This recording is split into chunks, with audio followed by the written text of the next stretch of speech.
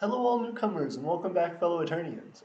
My name is Emperor AP and today we are going to be talking about micronational meetings for the Empire of Aeternia. There's going to be a whole bunch of stuff to discuss, but real quick you might have noticed that I just took like a second to kind of freeze frame there at the beginning. Maybe you didn't and maybe everything worked as planned, but if you did, it's because I've been trying to wait a second to jump into the live streams. A lot of the time whenever I jump in here, I'll go and rewatch the video, and I'll notice that at the beginning I'm just mid-sentence when the actual stream starts. So I want to make sure everybody gets what I'm saying. What's going on, Drew? What's going on, FLD? We got Matt in here. Ooh, we got Nathan, we got Matt, and we got Drew. This is going to be actually perfect. The thing that I wanted to talk about today, we got 5 viewers already. Thank you guys so much. I'm trying to wait for our chat to pop in. There we go. There's our chat. Okay, so one thing, I know what you guys are thinking. Oh, AP, he's so cool. He thinks he's so hip. He's got a cool new background behind him. That's right. Forever, if you noticed the background in previous videos, I have been trying to get the 2 lamps behind me, bulbs, and we finally went and got them today. So we got bulbs, we got light. It's a little bit nicer. So now we have a whole like stand set up and everything. I've got the couch behind me. It's very, very solid. We have military dictatorship of Logistan here. What's going on? How are you? The thing that I really wanted to talk about is actually having a meeting of citizens in the Empire of Eternia. This is something that we've been talking about in the government for quite a while and have wanted to do. It's just something that's so hard to put together because we want to have all of our citizens there, and timing and scheduling and stuff is hard. So we haven't even pitched it to the general populace yet of Eternia, but that's what we're wanting to do. So I'm here to talk to you guys about it tonight.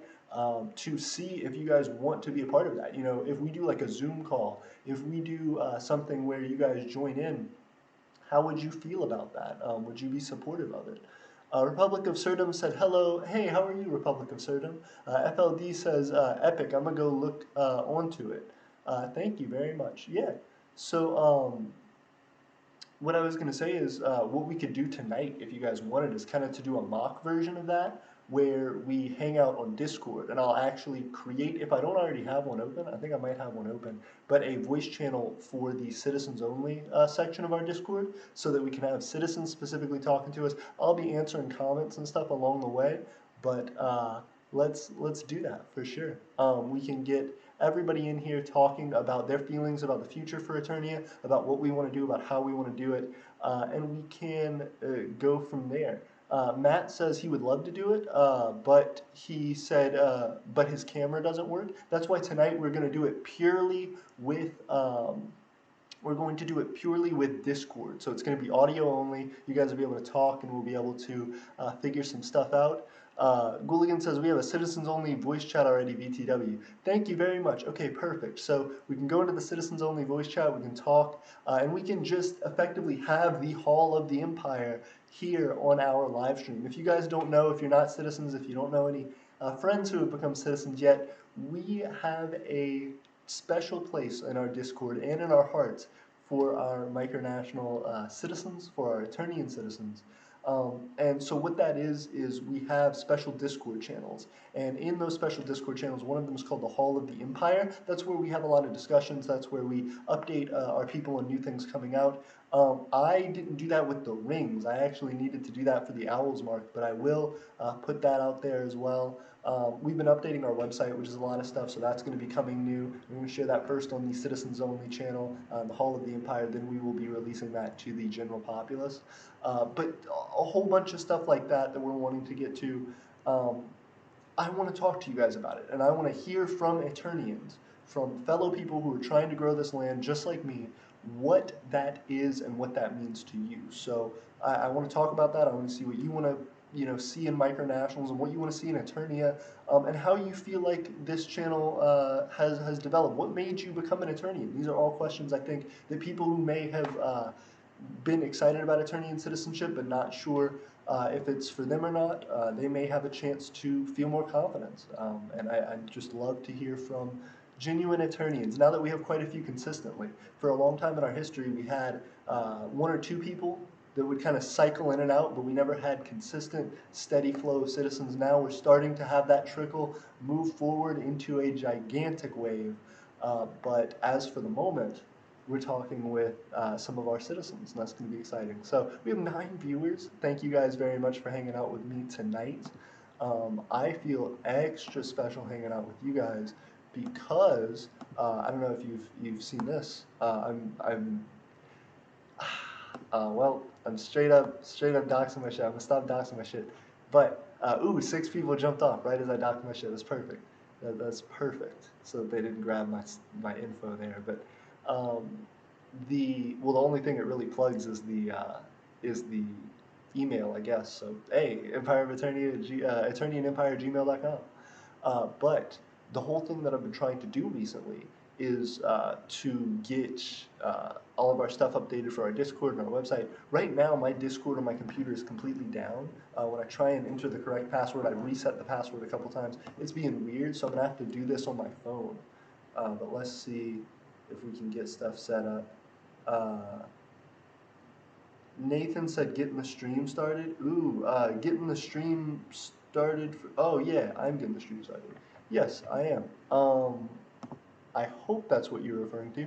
Multiple things. Uh, Military dictatorship of Logostan. FLD said I might join, but I don't know if I can talk. That's all right. Military dictatorship said we allied, yet I sent an alliance form. I need to look into it. We have quite a number of alliance forms, and we're actively processing those. So do be patient, but we will get to it very soon. Cool Guy Studio said, will the meeting be on the Aeternian server? Yes, I'm trying to get on the Aeternian server, so that's a big thing. Or can it be on the Aeternian server? Yes. Gooligan said, oh god, Emperor AP, they're going to try and email you stuff. Elijah Wood said, hello. Gooligan said, Empire of Eternia. Yes. So actually what I'm going to do, if I can do it sneakily, new window, entirely new window for this. There we go. You guys are following me now. Perfect. So I can get into Discord and try my hand at getting into our account. Because this has been BS. I have it on my phone. I'm able to get on my phone. On my computer, for some reason on the app on my computer, and just in general. Ooh, it's being weird again. Yep, I sure don't like it.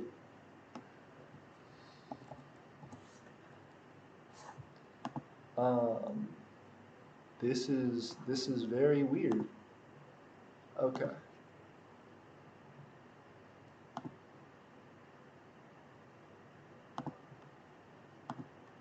Okay, so maybe if I do it on my computer, it'll work out better. Verify from new location. 3 of those. Okay, perfect. When was that? 20 minutes ago. And then 0 minutes ago. Okay, perfect. Sorry guys, I'm trying to jump through hoops to get on these things. I'm gonna pull us up some free for-profit pink beats out here. But I don't know what it is. I, for a long time, have been excited about growing the Empire of Eternia, and it's really cool now to see how we've started to develop. We've started adding to our, what we call our formation stage, or is it our formation or foundation stage? Formation, I believe. We're in our formation stage currently. It's stage 2 of a larger plan that we have to try to move forward with progressing Aeternia. And so far, it's been really exciting. We've moved completely through our first stage, we're into our second, and moving forward to the third, which involves land. So, very exciting. And that's something that I have envisioned for a long time, and I've had, ideas about what that means for me. And I've always wanted to incorporate the ideas about other citizens, but that's been hard. Finding people who are really dedicated and really interested in developing something like this is asking a lot. So I'm really thankful to have everybody here tonight and to be hanging out with us. And yeah, I just want to try and get everything set up for us to talk about those things. Jackson Gaming said, hello everyone, how you doing, Jackson? Cool Guy Studio said hello. Gooligan said, still need one more micronation to fill out the show form. Yes, let's please get on that, guys. Any micronation out there, if you want to be on our micronational map, go and fill out our micronational map application. You can find that on our website. As well, if you want to be on our news form for the micronational map, please go and fill that out. That can be found, I believe, on our Discord. If not, I'll go and set that up now, or on the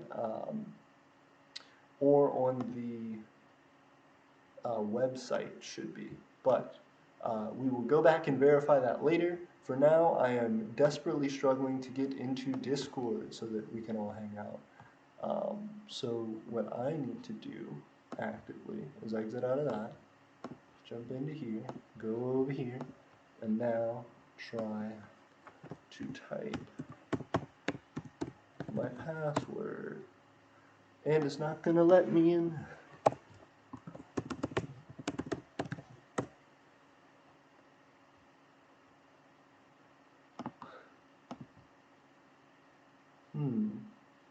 Yep.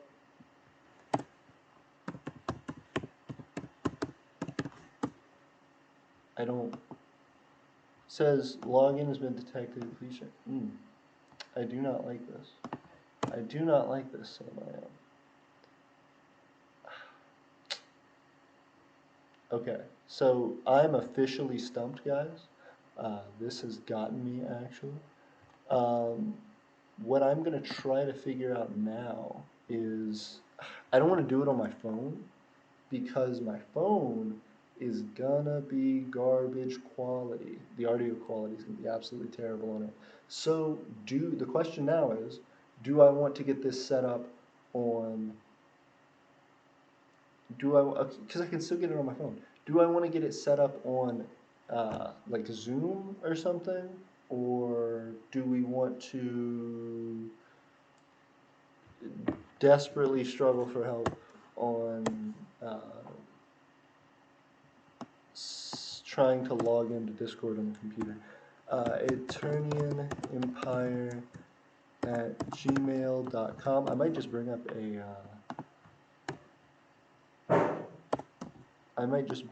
a new login. Please check. Okay, cool. Wow. Yes, there have been logins.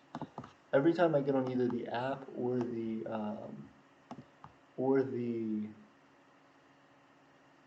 website, it always says, "Oh, you got a new thing. You got a new login. Please check your email." And then sometimes I'll check my email right after and it won't show up. It'll take it a second. We have 11 viewers with me goofing on Discord, not even on the website, on the login for Discord. I hope this is entertaining, guys. Gojira said, hi, remember me? I do remember you, Gojira. Very, very cool. I am glad to see you. How you doing? Also, what's with the 2010? What happened in 2010, Gojira? Gooligan said, yes, sir. FLD said, AP, I'll probably get Aeternian Show episode 5. Take a while because I'm going to Ohio for the weekend and it's my birthday on Monday. Happy birthday, Nathan. Congratulations on your birthday. That's very exciting, and we are all very proud of you. Also, no worries with that. We will absolutely be excited for the next episode of the Aeternian Show. So, guys, a little bit for the next episode of the Aeternian Show, but it will be out soon. FLD says, let's try Zoom. Sirdem said, happy early V-Day. Yeah, everybody's super supportive. Happy birthday, Nathan. That's awesome. Nathan, if you guys don't know, one of our citizens, a great member of our community. He makes the Aeternian Show, which I recommend you guys check out. It's on our channel, and he's a very cool guy. So happy birthday to Nathan. Cool guy says, I suggest we use Discord once AP logs in. If I can ever log in. Jackson Gaming says Zoom is okay. Yeah, see, y'all get me desperately struggling. Okay, I'm gonna try it again.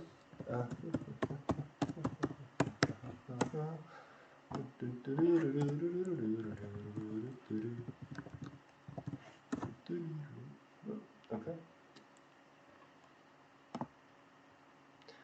Multiple things. Dashi Beige said, haven't used Zoom yet. Drew DK says, happy B-Day, happy B-Day, Drew DK. I thought it was multiple birthdays. FLD says, youngest citizen, I think. I don't know. Drew might have, well, Drew's not a citizen yet. So maybe, I don't know, depending on how old you and Matthew are, I think. Yeah, everybody's wishing him a happy birthday. That's awesome.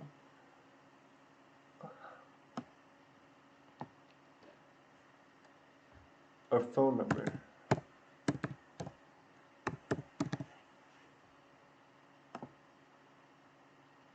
Okay. Boop, boop, boop. We're just solving puzzles now. I'm doing the traffic lights, like verify thing. Oh god, okay. Boop, boop, boop, boop. Okay. Fire hydrant, that one, that one, that one. I'm doing puzzles, you guys. It's great. Gajira says it's my favorite number.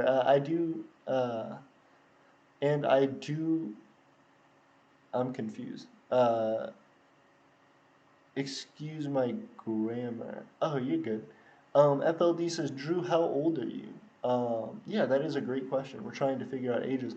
Drew actually is not a citizen yet, but Matthew would be the person I would compare with if you're talking about youngest Aeternian citizen. You may be, but we will see. Verify login. There we go. There we go. Hold on. Let's see if we can solve this conundrum real quick. Okay.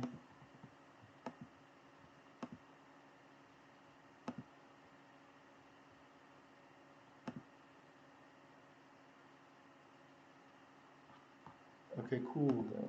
Yeah, can't do it with that one. Oh, so then you need to hit that thing right there. Got it.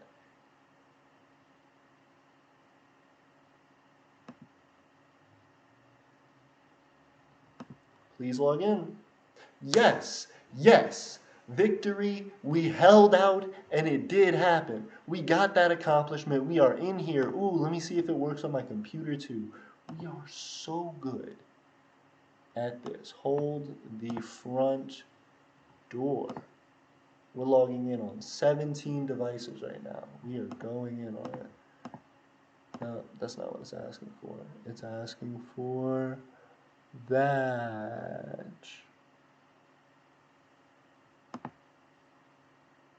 Boop, boop, boop, boop, boop, boop, boop, boop, boop, boop, boop.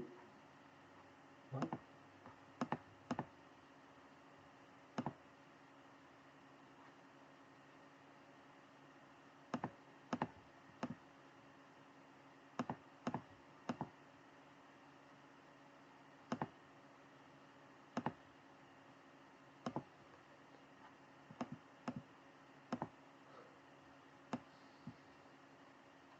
Okay.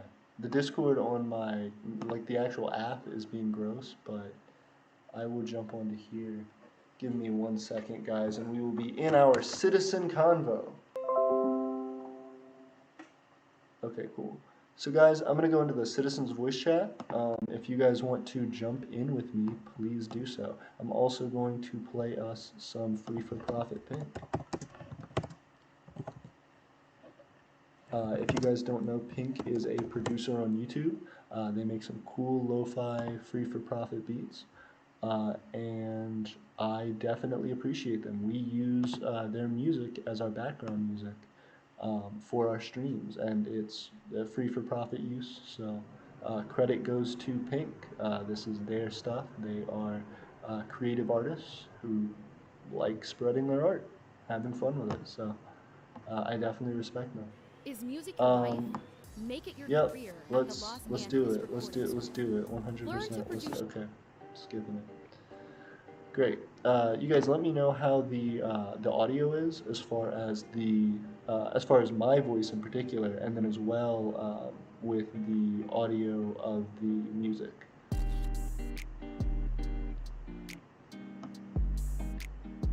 Cool. We got a whole bunch of people. Richard Taylor said, greetings, AP. Richard Taylor, can you join in our chat? We're having 13 viewers. Holy shnikes, guys. The other night we got to 19. That was the top that we've ever gotten. We've never hit 20 viewers before. Guys, if we could hit 20 viewers, that'd be insane. Richard Taylor says, greetings, AP. Richard Taylor says, hey, FLD. Richard Taylor, do you want to join our citizens chat? We're going to be talking with citizens live tonight on our Discord. So I'm actually in the process of pulling that Discord up at the moment, but when I get it up, let's hang out and let's talk about it. Okay, so I'm in the Discord, going into Citizens Voice Chat.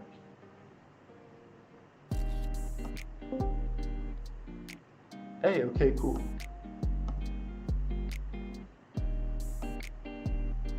Okay. Hey, I'm in here. I'm in the Citizens Voice Chat in the Hall of the Empire. How's it going, guys?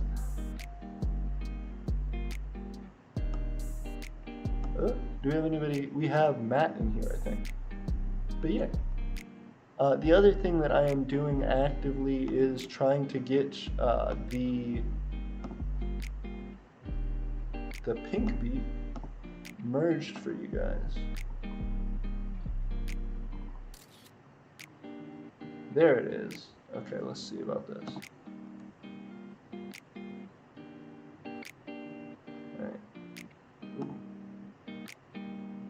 Alright, we got stuff moving up, but the things aren't. Hey, do we have somebody jump off with us? I think we either had some. Yep, we had somebody jump off. Okay, so Matt is officially out of the Citizens Voice Call. We're trying to get some people in our Citizens Only Voice Call. Richard, if you would care to jump in, we are on our Discord server, the Hall of the Empire, for the Empire of Aeternia. Same thing for you, Matt, Drew, or Nathan. Hit me up. Aiden Wright, how are you? It's good to see you joining us. Tonight we were primarily trying to talk about our Discord server, about YouTube stuff, and about how we're trying to create these meetings for our citizens to talk about, you know, what Aeternia means to them, how they want to see it grow, and how we are trying to develop this nation. Because for a lot of our history, we have had very few and very far between citizens. So, you know, if we got a citizen, it may be one for a month or two or whatever, and then they get busy. And the whole thing that we've been trying to do here is create an environment of consistency with creating a citizenship and a community that actively are participating and involved in the economic growth of that community. So Gulligan said, sorry, I had to leave. Sorry. Oh, good. Good luck, Matt. I will see you soon. But yeah, Republic of Serdam said, I might be able to make it get to 20 views. Hold on, BRV. Hey, thank you, Serdam. I appreciate it. Kingdom of Salem said, hi, how are you, Kingdom of Salem? Gulligan said, sorry, I had to leave. Duchy of Beige said, hello, Salem, and then did the ooh face thing. You guys seem happy. I hope you guys are doing well. As well, if everybody could, like, give us a Twitter shout out and, like, a blast, I would really appreciate it. I know this is kind of plug-in, but I really want to try to get more followers on Twitter. Our Twitter, if you guys haven't seen it, is like garbage compared to what our YouTube is, and I think it's a shame. Like I really want us to be able to buff up what it means to have our Twitter and to have our other social media. Everything external to the YouTube right now is there, but it's slowly progressing, and I really want to change that. I want us to have a situation, a setup where when people come to hang out with us on Twitter or on YouTube or on Instagram or whatever, that they're all able to hang out with us, and that it's easy to connect. Real quick, we have somebody jumping into the Discord voice chat. We have Nathan here. Nathan is one of our citizens who, like I said earlier, runs the Aeternian show. How are you, Nathan?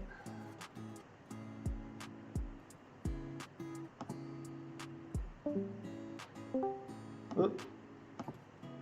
Nathan jumped out, and then Matt jumped in. Hey, how's it going, Matt? Cool.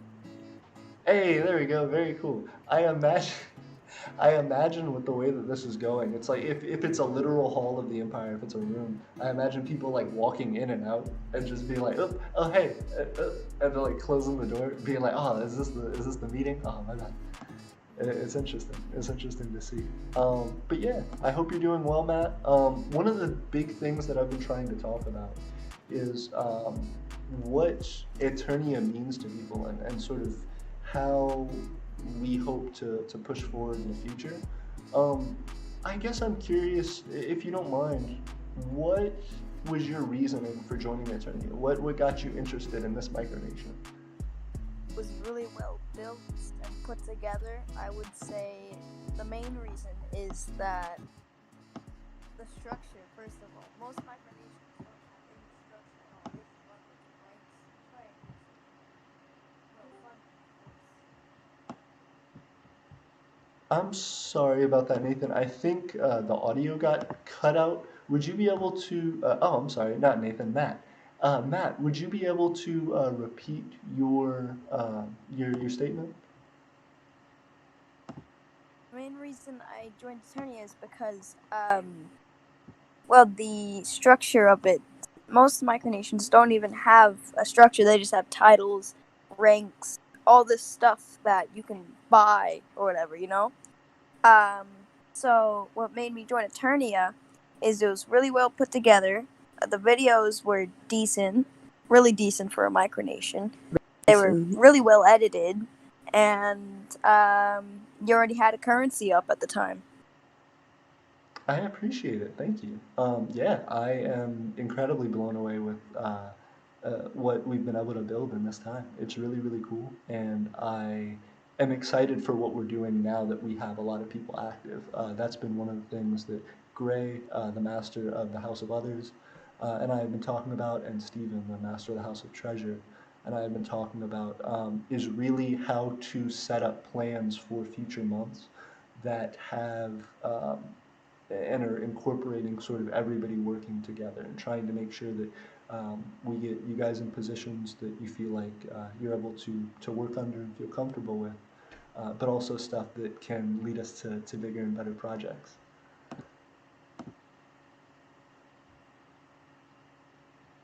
Yeah. So I'm just excited to see that. Nathan, I do want to pose the same question to you. What made you interested in joining Aeternia?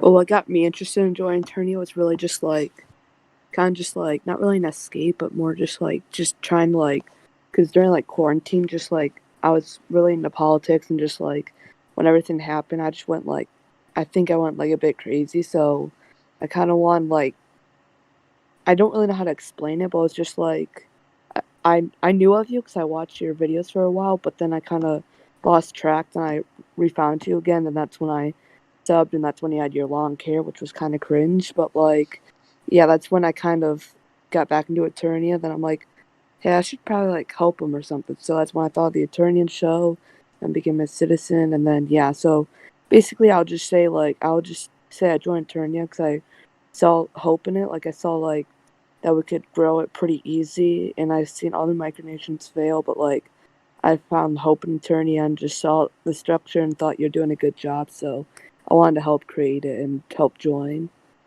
That's very cool, man. I'm excited. I feel very much the same way that I think as we continue to move forward, things are going to get better and better. And I feel like everybody that I've seen who's contributed has always brought kind of a unique perspective to things and has always made me rethink how I look at like the channel and everything else. So it's really cool to see from my perspective just the evolution of not only the types of people that come into to our nation and how it's all set up. Oh, Elijah Wood said they had to leave. See you, Elijah. Um, just that this structure is really cool because seeing that progression of citizens coming in, hanging out on our Discord, improving the Discord, improving the YouTube, making videos. Everybody's just very different, and everybody has a lot that they can contribute to this community, and I appreciate that. Um, First off, real quick, I want to say hello to Hans. They just joined. How are you? Hans said, can you buy anything with an Eternian note? So that's a great question. As of right now, the way that we would have Eternian notes work as far as transactionally would be that we would want to create um, effectively meeting places for our micronation. As of currently, That's not something that we have up to offer, but we're going to have a midway solution pretty quickly. That'll come in a second. Right now, we're AP. trying to. Oh, yes? I was gonna say, it's the person you're talking to is it's the username Hands, right? Yes. Is it spelled HAND or is it spelled HAN, just like that? Because it could be Han or Han. HANS. I think it's Hans. Hans. Yeah. Norwegian. Very cool. I appreciate it, guys. Thank you. Sometimes I do pronounce names weird and stuff. Hans said, "Can you buy anything with an Aeternian node?" As of right now, no. That's the short answer. The long answer is we want to have places that we start to travel to pretty quickly, especially as our micronational map grows. We're noticing that there are pocket kind of communities that are forming where there are just a few micronations clustered fairly close together. And so we want to kind of triangulate a location that allows the maximum number of micronations within the US, for example, to try and visit this one spot, and we can probably do it several times a year. So that's where we would be selling those. As well, our micronational market as of right now, I believe, only sells through the United States. So international micronations as of right now, we don't have fully spread out to.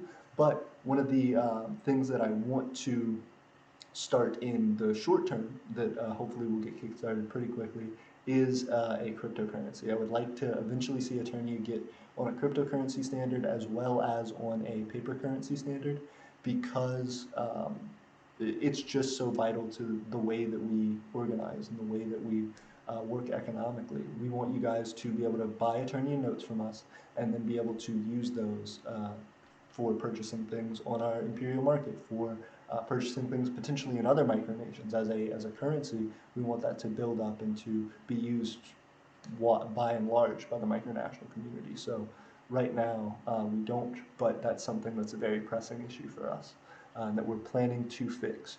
Richard Taylor asked, what's to eat tonight? That's a great question. Tiffany and I actually had quail earlier. They're like little tiny game birds, and they are pretty good. We got a pack of like 4 quail from the store. It was pretty good. We cooked them up earlier, and then Tiffany left out for a friend a little while ago, so she is headed out for the night. I'm hanging out with you guys. Let me see what's So going on. Tiffany left you, so now you're lonely. Of Very course, and I have to epic. hang out with my online fam. Absolutely. Before That's you the die plan. of loneliness. I'm kidding. Of course, hey, it can happen. It can happen. That heartbreak is Yeah, real. it can though. This is sad. No food tonight. I Oof. know, right? Not a dinner stream. I The know. But title we could. the title isn't dinner stream. I don't have any leftovers to offer you guys. I'm sorry. They were good. You have frozen Sadness. pizza rolls. I know exactly. I can check what we have in the fridge. We probably got some mustard, just like random shit. Yeah, I got you guys. I was trying to think of. Okay, as far as the future of micronationalism, I guess I want to kind of move on to my next question. What do you think you're looking for? What do you think is the future of micronationalism, just kind of on a larger scale? Do you think micronationalism is viable? I've asked our two other government officials, our two other upper level government officials that Stephen so and far, Gray. Stephen Very and Gray, epic. absolutely. I've asked Stephen and Gray that. They've had surprising answers to that. And so I want to continue to move in that direction, asking more of our citizens and using that to shape how we move forward. 2 heads are better than one, and 10 heads are better than two. So I'm excited to hear what you guys have to say. I'm just gonna say I'm pretty sure micronations could succeed in the next 4 years, not because of the new president, but like just like the world right now because of COVID and stuff. It's just basically going down to shit right now. So I'm pretty sure micronations would get like a lot more popular since like Corona and all that. I would say it's gonna gain a lot more traction in the upcoming 5, 10, maybe in 15 years. Fair enough. Fair enough. And just I think I agree with that. As far as like, I think micronationalism is growing right now because of COVID, like you said, and I think that as the world becomes more and more automated, as the world becomes more and more e-commerce based, all the stuff that we're getting the benefit of right now during COVID, where people can't be face to face as much, I think you're right. It's going to lead more and more in the direction of just giving more ability to people who can access each other online and um, to be able to network better than you could have pre-COVID, and um, seeing the way that everybody's adjusted shows you that it can work. I think that's a great point. Um, as well, Matt, do you have a take on this? Do you have some ideas? Can you repeat the question, please? Sorry about that. Yeah, absolutely. I was just asking what you think is the future of micronationalism, kind of in general, and what do you want to see out of micronationalism? Like, what what do you see as your future in all this? What you're interested in? Well, with all these new micronations popping up left and right, and the world is going to crap, like Nathan said. Agreed. I see micronations start taking land and becoming actual nations. Because think about it. If the world starts falling apart, micronations will eventually just start going to those places, taking them over, and grow up, right? Conspiracy theorist, but okay. We got the next Alex Jones. All right. No, but that's an interesting point, Matt. I mean, a fair point, though. Fair point. Yeah, what I'm trying to figure out right now, I suppose, is from it, I don't know. I guess I'm kind of an old guy a little bit. I'm 22 now, so I've been out of high school for a few Oh my years. gosh, you're so Yeah, old. I know it. Boomer. I'm basically ancient. Exactly. Millennial. So the question is that, especially Matt, what you were talking about there, do you feel like that's how your peers feel? I know you guys aren't physically in school right now, or I hope not, but I'm in school. We just went back like a week oh, ago. wow, interesting. I know there were some schools that like went in and then pulled back. I didn't know how that worked. If you guys are in school, I hope everything's going well. I hope COVID isn't rampant. But also, is that how your peers feel about things? Do they feel like things are bad?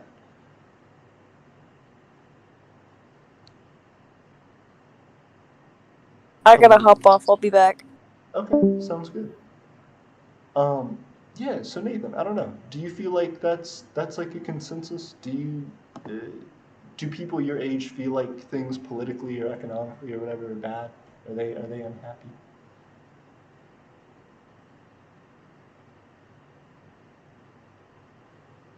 Or do you just feel like it's a thing where people don't like? Sorry, I had to get a charge for my tablet because it's pretty much dying, but not really. But I would. I mean, if you're saying that if my like peers and classmates are pretty much like politically active, I would say yes, 100% all the time. Ooh, I'm surprised by that actually. I know whenever I was going to school, people really didn't care about politics at all. That's kind of the popular thing to say. Like, I don't really, I'm not one side or the other. I don't have a particular political belief. So you feel like the people in your school and the people that you know are really politically active? Yeah, very, very much. Wow, that's But cool. I've been learning that actually a lot of kids actually like have the same political beliefs as me. So I've been trying to get friends with them so I can just basically vent out to them and just tell them everything I hate about the other side. I'm not gonna say which side, but okay. I definitely think that if a lot of peers feel the way that you feel, it's definitely important to like encourage those people to go and educate themselves and um, to to learn about, I guess, who they might perceive as doing wrong, and sort of the reasons that they do those things, and what can be changed about it. I think that's a really important thing, is just to if you don't like something that's going on, to learn as much as you can about it so you can try and fix it. Yeah, and I'm not going to say which side of the political spectrum I'm on, but let me just say I'm a right-hand dominant, so if that's giving it away, great. If it's not, I don't care. Interesting. I definitely think that's always kind of the the issue, and it's just that political parties are kind of based around that way, or political ideologies where it is uh, polar opposites. You have one or the other. One side always says the other one's bad. One side always says the other one's causing issues. Um, it's it's really interesting to see people's ideologies and the way that they think about things. And I don't know. Do you feel like you know about your uh, know enough about the people that um, you disagree with? I would say I know some of them, like, kind of personally, I would say. Very cool. Very cool. That must be a pretty interesting life.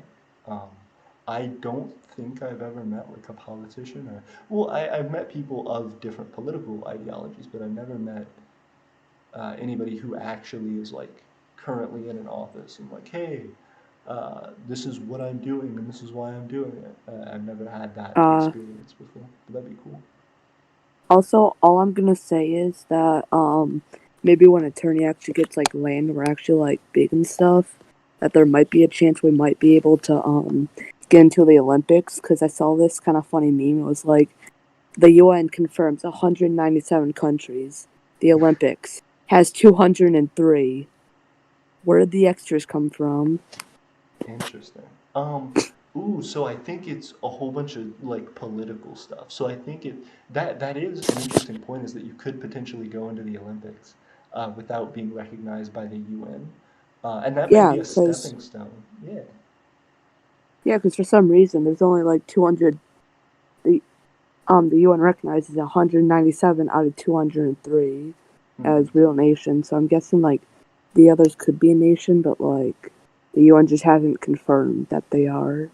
Absolutely. So there are autonomous zones around the world that operate as their own independent nation. And if you ask them, they will claim that they are their own independent nation. Not a micronation, just a nation. Just, it'll be cities of, hundreds of thousands, millions of people who claim to be their own independent nation, but another larger nation who's a part of the UN claims that they are their territory. So, for example, China and Taiwan. China plays a major role Oh in the yeah, UN.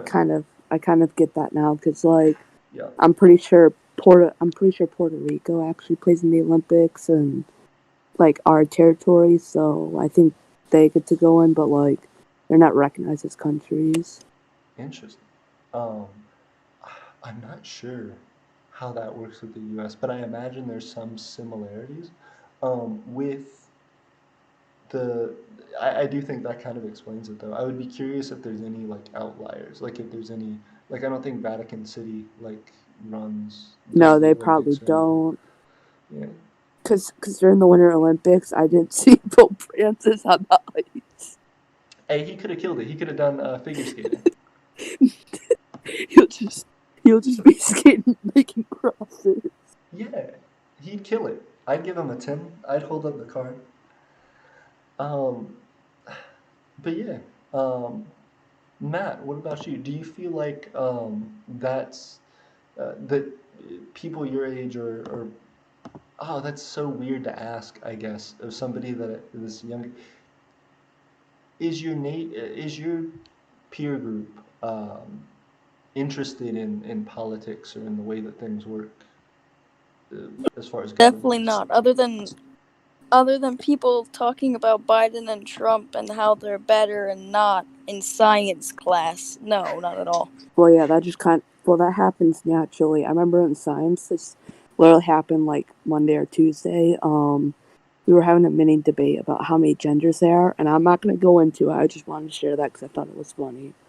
Interesting. Yeah, it does seem like school could be like a hot button issue for stuff, but the that is interesting. So people, it does sound like they're politically active, like they care to talk about it. Um, Yeah, Yeah, like in middle school, like 100% my middle school, like you can clearly tell which side it's on, which side and stuff like that, like clearly. That's crazy. I don't know. I can't imagine when I was that age having um, the like having conversations with my peers about like really heavy political topics. Maybe, maybe I did, and I just don't remember. But I don't really think I did. I think everybody just kind of didn't care. Um, I mean, there's also the other side of my dad watching the news every day during quarantine and like my mom and dad talking about politics all the time and stuff like that. So that's fun. Absolutely. Ooh, this is an interesting question. So, do you do you believe the same ideology that your parents do?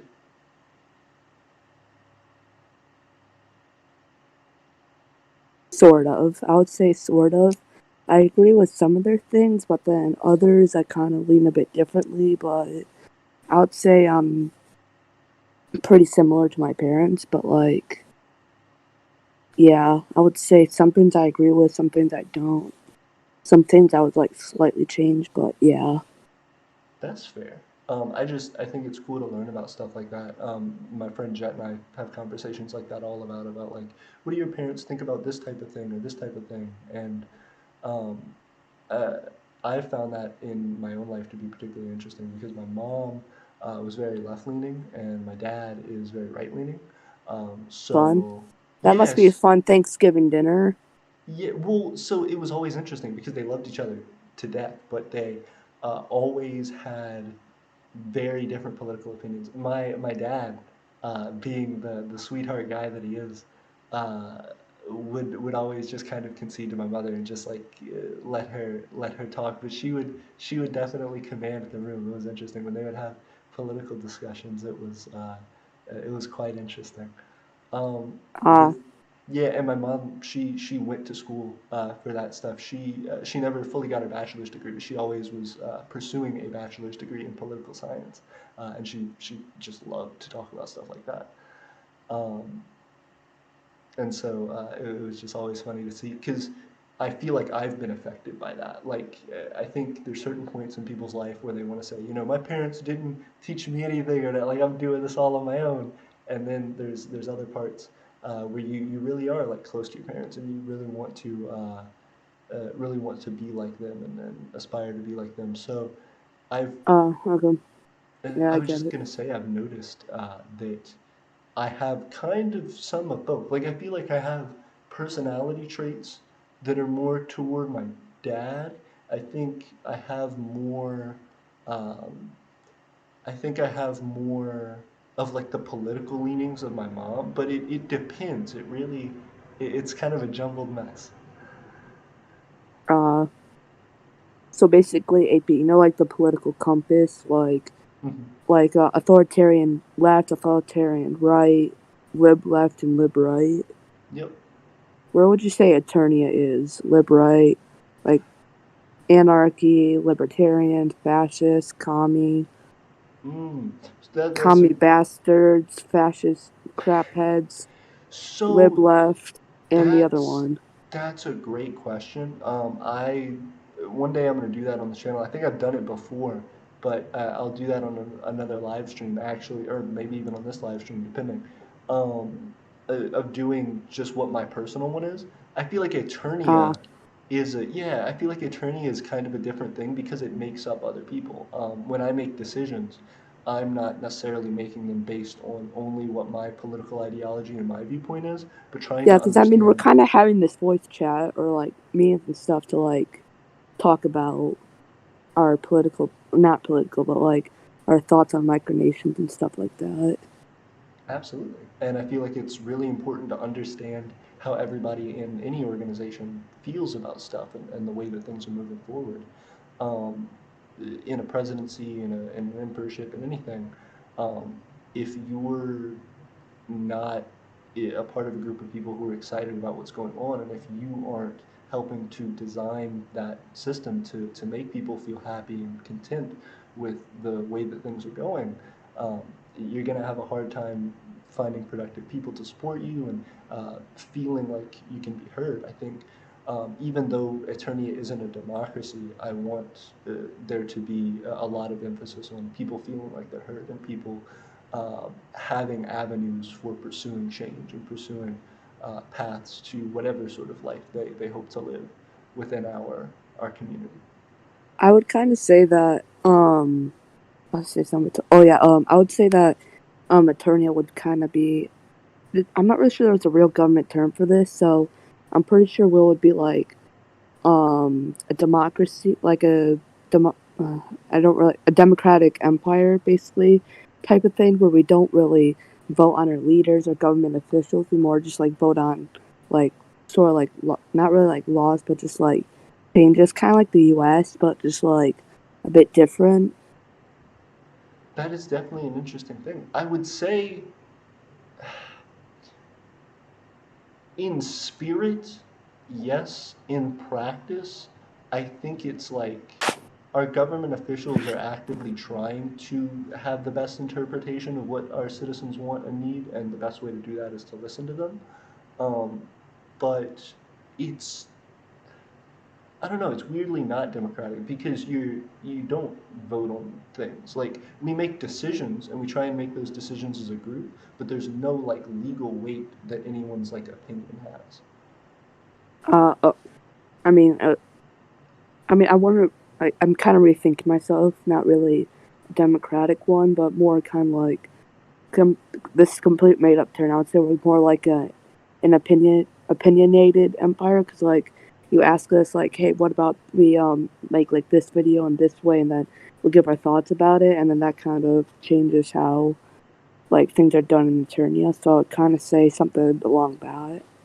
Absolutely. We are a monarchy. We are an emperorship. We have a single monarch, single leader, but we are a nation just by virtue of our values, by our nature, um, have designed Eternia to be heavily influenced by freedom of speech and by the democracy that is open and free on the internet.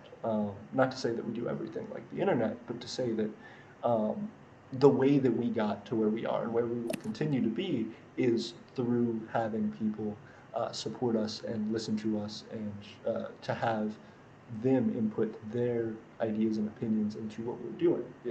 You guys as citizens actively help us to make Eternia better and to push things forward. So the only way for us to succeed is to do that together. And I think that's just something important to remember. It's even a defining necessity of micronationalism. We can be a monarchy all we want. I can say I call the shots all I want. But at any point, any of our citizens are free to come or go, free to keep their citizenship or to release that. And that's something that's not exactly the same in other countries. If you're born in a country and you don't have the means to physically leave it, you kind of have to follow the laws regardless of your own opinions and feelings about that. But micronationalism is inherently a base of democracy because you have the freedom to come and go as you please. You have the freedom to speak about your nation in an open forum of other nations. So um, I think Eternia has very democratic values despite not being a democracy. Uh, Yeah. But that's really cool to think about as well. I've never thought about Eternia in specifically democratic terms before, but it's very, very cool to think about. 100% during stream or a stream in the future, you should definitely do like the political compass thing, either Eternia or yourself. I'm not really too sure. Absolutely. We can most definitely do that. Probably this stream. Multiple things. We've had a lot of jumping around. Robert Washington said hi. He asked, "Do you have elections in Eternia?" We No, do not. Absolutely. That was something we just talked about. I'm sure by that's now. literally what we just talked about. Yep, the chat has just caught up, I'm sure. I was behind actually in the messages, so hopefully by now everything's cycling through. Han said, micronations seem like a good solution to ideological disagreements. Agreed. They very much do. Richard Taylor said, greetings. Jackson Gaming said, welcome. The nation of Zambaza said, I think Taiwan was in the Olympics too. Correct me if I'm wrong. Yeah, I'm pretty Taiwan. sure they were. And that's one of the sort of weird things about we're not recognized by the UN, but we are in the Olympics. Very confusing situations. Jackson Gaming said, we have the power to make a nuclear reactor. Technically, we all have the power to make a nuclear reactor. It's Cause, just, do we cause have we, the ability? yeah. I mean, I saw a video on how to make it. Cause there's this one thing that I saw, and it was basically like take like a fire, not a smoke detector, and there's like some chemical thing in there, and then you can take it, crush it up, mix it with like water or something, then become like basically almost like not really nuclear waste, but it'll become like kind of toxic. So if you make like cubes with aluminum foil, dip it in there, and then build a little reactor, you could theoretically actually make a reactor. Interesting. I would say, for anybody listening, don't Don't do do it. that. Yeah, don't do it. Bad. Yeah, so what that stuff in the smoke alarms does, it's I forget what chemical they use specifically, but they use a radioactive element. Um, it's I want to say uranium or thorium or something like that. They use a very trace amount of uh, a a heavy element, one that is radioactive. Plutonium. Is it plutonium? Did you Google it? No, I just Oh, said okay. plutonium. It's from Back to the Future, so I just said it because I thought it'd be funny. Oh, nice. Um, element used in smoke detectors. Uh, Americium Next thing we know, 241. the FBI's at AP's door and asking him, "Why did you search up nuclear reactor materials?" Absolutely, and I will tell you why. I am a physics student. I've been learning about radioactive materials. I've been learning about plasmas. I've been learning about a whole bunch of interesting stuff. Plasmas are the way that we make fusion reactions, and it's the same thing that happens with nuclear reactions. A whole bunch of stuff. I Nuclear reactions are fission, but it's there is plasma, a whole bunch of stuff. So, point Ember is, AP. You're in yes, physics class. Is it possible to time travel? yes. Great. It's a proven thing. You should look up Einstein's theory of special relativity. It's a course I'm actually actively taking that looks into the mathematics of that and looks into space-time diagrams and stuff like that. I've actually done a stream where I did some homework in that. But let me give you a crazy example of some of Well, this stuff. actually, I mean, I've kind of tried like a little experiment. Actually, it did work. So basically, if you have two timers, one like on a tablet and the one on your phone, you both set them at the same time. Then you can take your phone, pick it up, and then like go on a walk or something. Come back, and then your timers will be off synced by like 0.1 seconds. They'll be off sync, so it is theoretically kind of possible. That's when I kind of knew that it could be possible to actually like time travel because of that small little change. So if you did that and then increased it by a ton, then you could theoretically time travel. So I'm curious about that because the I think the sensitivity of your phone's timers or of just our digital timers, I'd be I, surprised if they were good enough to do to point one. But what you are bringing up is well, something factual. It probably wasn't point one. It was probably more like a second or two. No, but that's what I'm saying though. Like that, just in the mathematics of string theory, would be like an insane time jump. Like that would be it would be a lot. Um, so let me give you an example. Um, if we are trying to get a particle, just some little dot, to go from one side of my fingers to the other, um, and that particle, we say, will disappear after so many seconds of travel, and it moves Uh, at what's up? I said, like, okay, like, Yeah. So if the thing's going to disappear within, let's say, 3 seconds. And we say it takes 3.002 seconds for it to reach the detector. How could it reach but we notice that it does reach the detector, which means that it doesn't disappear in that 3 second distance. Why wouldn't it? The thing that's interesting about that is that if this ball is going incredibly fast, getting closer and closer to the speed of light. I'm talking 99.9999999999999 on and on percent. 9 times 69. That's how many seconds it is. So continuing to increase that gets you closer and closer to the speed of light, which means that your time effectively moves slower.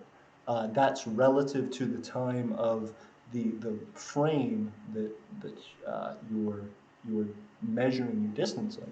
If you and I are experiencing time normally, but this particle moves past us really fast, its time feels different to it. It has a different effect. Yes. So that's exactly right. That particle can reach the detector because in its frame, to its effect, because of how fast it's moving, 3 seconds have only gone by, whereas for us, 3.002 seconds have gone by. But that is a true principle of special relativity. That's something that Einstein proved. But it is, it's something that Einstein proved mathematically and then people proved experimentally later, but it is definitely possible to time travel by that method. It's happening all the time by that definition, but it is happening at very tiny increments. So yes, if you did that, if you started your stopwatch and you walked and you came back, if you had either walked an insane amount of time and then back, like just spent a really long years and years walking and then did it back, you may see a difference in it, depending on how sensitive it is. If you have a really sensitive thing, you would see it change if you just walked around the block, but it would be at the 10 to the 20th, it would 10 be to the like 32nd it would place. be like very minuscule, like very short. Absolutely. Also would like just to add, I think I've learned more from you, AP, than I actually did with my own science teacher. I appreciate it. It's very what epic. I'm going to school for. I very much like science and math stuff. So if you guys have science and math stuff, we should definitely talk about it. But yeah, it's super cool stuff, and it's something that um, they actually measure with light clocks. So they have clocks which use that specific principle, and it bounces light between two mirrors, and it measures the time that it takes for it to bounce back and forth between two mirrors or two detectors. And that's an incredibly accurate clock, down to that 10 to the 50, 10 to the 60 uh, decimal places. And so that type of accuracy allows for them to put those clocks in planes and then fly the planes at supersonic speed. And then they can just barely detect it, but they can detect a measurable difference between the atomic clock that they started on the ground and the one that they started in the airplane. And then when they took off with the airplane, they measure it, and the airplane one is slower by an insane fraction of a second. Ah, nice. Yeah. Crypto Limbo says, I have solar panels for no reason for nuclear energy. Absolutely, that's a great thing as well. Saving the environment, very epic. Absolutely. Your solar panels are absorbing the nuclear radiation all the time, though. Joke's on you, the AP, sun's a big fusion reactor. What's up? did you watch the Super Bowl or no? I didn't, but I did hear that it was the first time a fully female coaching staff, or at least a dual female coaching Referee. staff, had won the Super Bowl. Oh wait, yeah, that was the Buccaneers. Yep, the Buccaneers. Happy Congratulations to them. Tom Brady got his 7th Super Bowl win. Ooh, very cool. Does Tom Brady play for the Buccaneers? I don't follow Yeah, football he super heavily. moved from the Patriots down to Very Tampa. I believe it began at 2020. Oh wait, yeah, it was began at 2020 because this was their first season with him, and of course he's too good. He just brought him straight to the Super Bowl. That's very cool. Like no question, that was very epic. Yeah. That's very cool. I again, hats off to the Buccaneers. That's very cool. I didn't know they had Tom Brady. Um, Richard, ooh, multiple people sending a whole bunch of stuff. Um, Han said, "Good point. They can leave whenever." Han said, "AP is an authoritarian dictator." Crypto Limbo said, "I'm trying to start my own country in Eastern Kentucky. Do I have any advice on if I should be making my own cryptocurrency?" Um, they said, "I have 100 acres of land and need residents for my country." Well, that sounds very cool. If you have 100 acres of land, congratulations and good luck to you. It sounds like you're well on your way. Uh, I would say, as far as cryptocurrency, if you have that much land and you're doing that much with it, I don't know, man. I would focus on your nation first before you try and do crypto stuff. Republic of Suriname said, "Sorry, mission failed." Uh, Jaya said, "Malassi's president at some point wanted to hold an election and run against himself. The only two legal candidates being Ball 1 and Ball 2. That's perfect. There you go." AP in Yes. the discussion area and the general area, there's like an imperial note like redesign that looks pretty good. Hey, Ooh, Gray's here. Very let me check epic. it out. Gray's jumping into our chat. What's Hello, up, Gray? hello. How are you? I'm good. How you doing? Very good, very good. Yeah, I'm not lonely. Yeah, absolutely. Um, yeah, I was trying to do like a preemptive citizen meeting. Oh, nice. Yeah, so we've been hanging out talking. One of the things that we talked about was actually something that you and I talked about not too recently. In just about what we think micronationalism is, what it's going to be in the future, and what it means to us personally, as far as like what you want to see out of it. Nice. Yeah, All right. yeah. Solid. Heavy topics, but we've been getting into it. I've really been wanting to poll the citizens for a minute, and I haven't been able to do it. So I'm actively polling on stream. I'm doing something about it. Yeah. Awesome. Hell yeah. Hell yeah. Yeah. So I don't know, man. Do you wanna jump in on it? How do you feel about the state of micronationalism? The state of micronationalism. I feel like the current, well, at least within the Aeternian community and within some of the things that I've seen, that there's a lot of, what's the word that I could use? All right. I would use the word progress in the sense of a lot of people are gearing up Progression. to do something. What that something um, is a little unknown, I think. So it goes back to the idea of whoever comes to it first does something about it and gives everyone else a place, or everyone else can help find their place in that. Micronationalism is such a weird topic in the sense that there's so many meanings to it, and defining what that meaning is, or at least having a common understanding within a group of people, um, is important to have. 100%. I completely Weird. agree with that, and I think that's just it about Eternia as well. Is that um, we always have something that we are attempting. We always have some vision for what we're trying to do, but it's incredible to see that, unlike some other micronations, we have been able to consistently push forward with certain things and been able to grow the way we have. I think the thing that is very similar about us to other nations is that other micronations specifically is that they're just what's up? Oh, sorry. I think there was like some overlay. I think consistently push forward with certain things and been able to it's gray. I'm sneaking it. I see. think. Wait. The Ah, thing is very very similar smart. about us He's to other watching the media stream and in voice other Yeah, I'm chat. trying to see if That's I can. new. See if I can. Hey, Gray, I'm gonna mute you real quick. Unmute yourself whenever you want to talk. I'm just doing it so that there's not a feedback.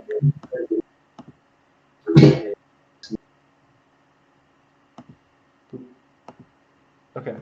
So yeah.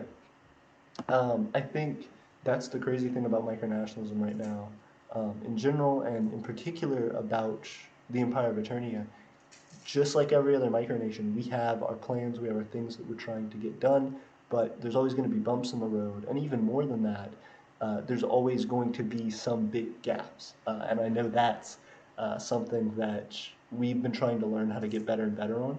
But when you develop an idea for something as large as a country, as in depth as, taking care of the needs of people as far as, trying to help them economically, get them jobs, get them active work, get them things to be helping to fuel the system and make it bigger and better, trying to reach out to people and do justice with communication, with creating things for people to buy and sell, trying to build a community and build a network is a lot. And so whenever you develop a plan for something as a group of people, you go, okay, we got this, we got this, we got this, let's go ahead and try it.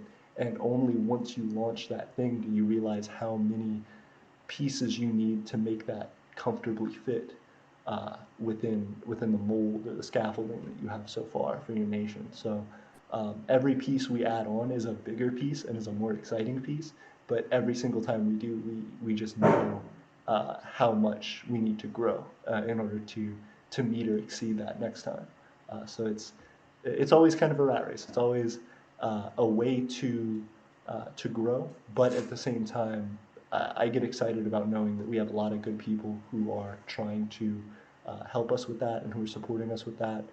And also, I know that it improves this community and it improves um, the lives of our citizens. Hopefully, every time we make a move at growth, every time we are able to create some new avenue for leadership positions, for um, making our community more accessible, for trying to find people jobs.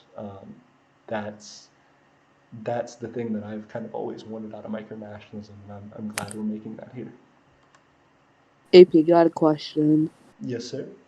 Do you think if we actually like get land, and do you think if we're big enough that the UN will, like, would we have to like report to the UN about what the hell is going on? Like, I feel like there's gonna be a point if we actually get land, and like we don't claim ourselves as any other, as United States or in the state that we're in, that the UN will probably be at the door, or the FBI, either or. So the UN is the one that sort of sets the rules for like sovereignty. I don't think the UN would like kick your door in because you're No, trying I to think claim independence. No, I would just say there would probably be more just like kind of speculating of what's going on and stuff like that.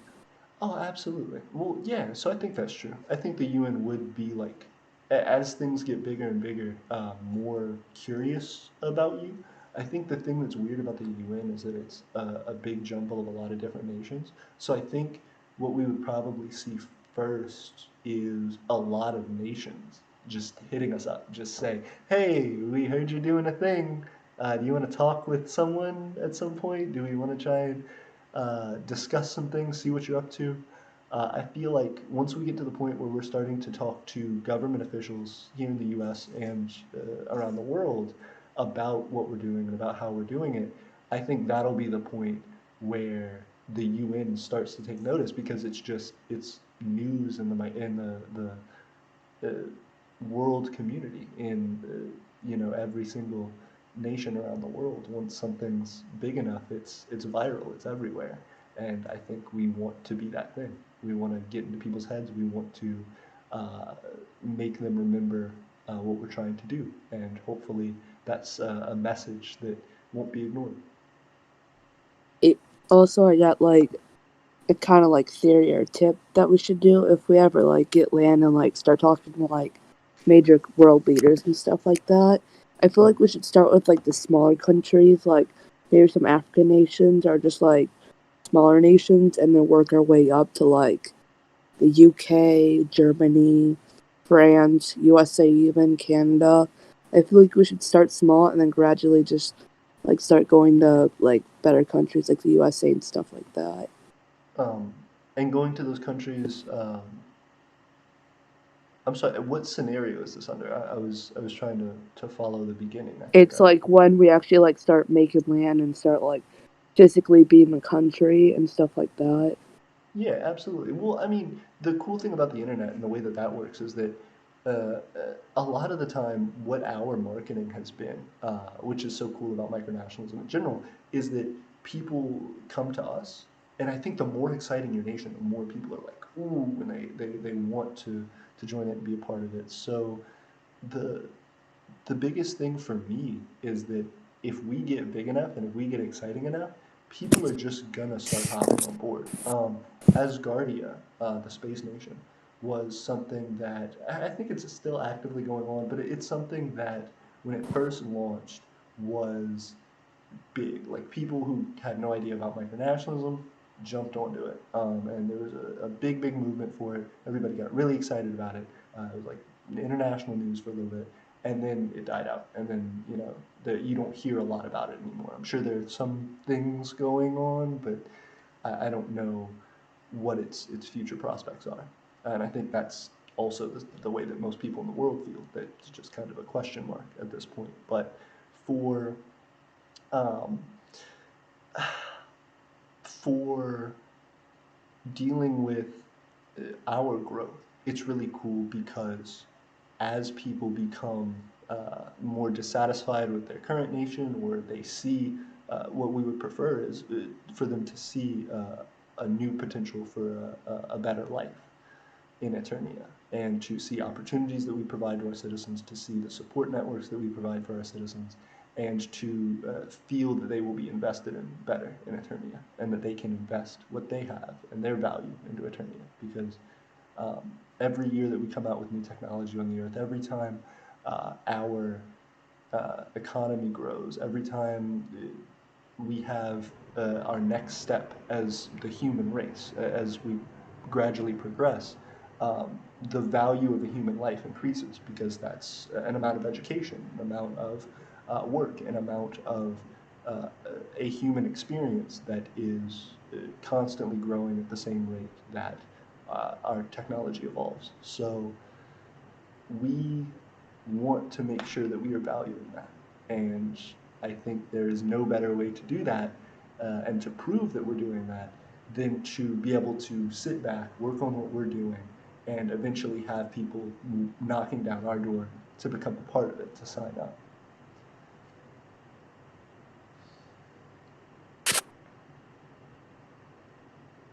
Hey, we got a whole bunch of people jumping in. First off, I'm going to jump down in the comments and then I'm going to jump back up. Scizerpe said Winslow Grindin. I appreciate it. Somebody hit me up with the rap name. I appreciate it. Going back up, um, Robert Washington said Super Bowl was underwhelming, low ratings. Crypto No, says. it wasn't. Buccaneers won. You're just jealous that the Chiefs lost. Ha, take that. That's true. Maybe that's it. Well, Robert, Actually, maybe. actually, AP fun fact. They actually had like not like ankle bracelets, but like things I could like track how many yards they took. Like they count how many steps and made them to yards and stuff. That's Tom Brady only did 37 yards the whole game. Patrick Mahomes for the Chiefs, 437. That's like four football fields long. Yeah. And Tom Brady didn't even do half of one. Mhm. So if that proves which one's better, 100% Tom Brady. Yeah, absolutely. Well, who did better? I guess they do different jobs, though, right? Like No, they're both quarterback. they're They're both both the same quarterback. Okay, thing. okay, Yeah. then I get you.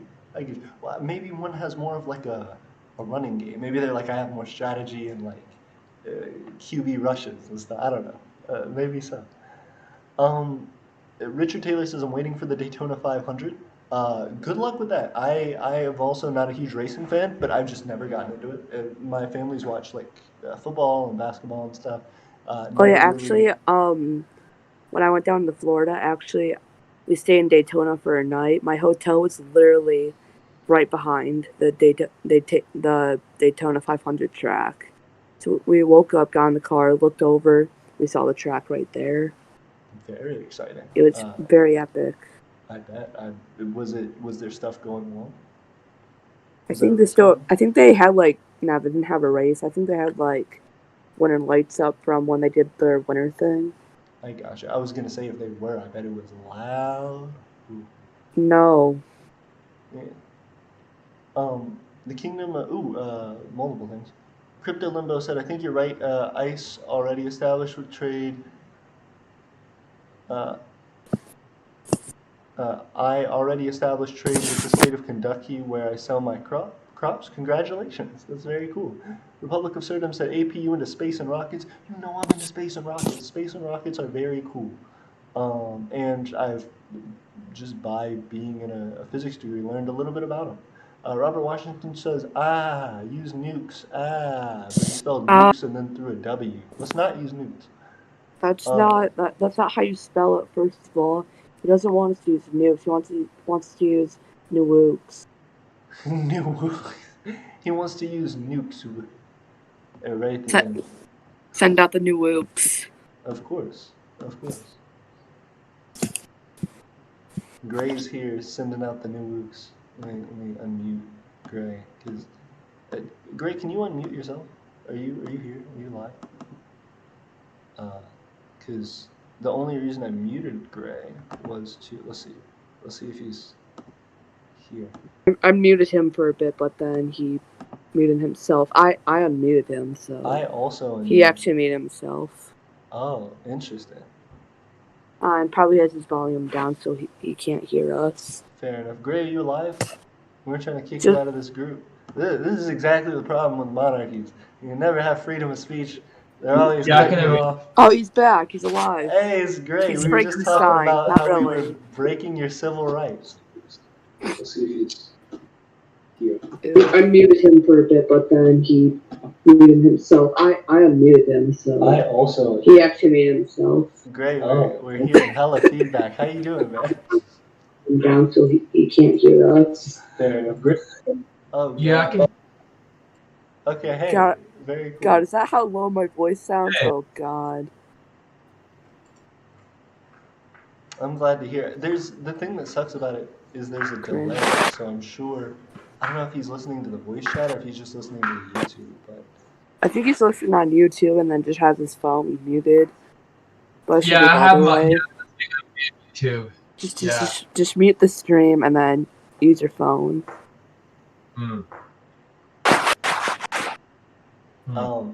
Yeah, I was just trying to get some conversation flowing, because Gray, this is something as well that you wanted for a while, is to have a citizen sit down. I would be really curious to hear if we plan another one, a bigger one, a Zoom one, a more professional one. Are there any things that you're looking to get out of that, or anything you want out of it? Ooh, for the citizens,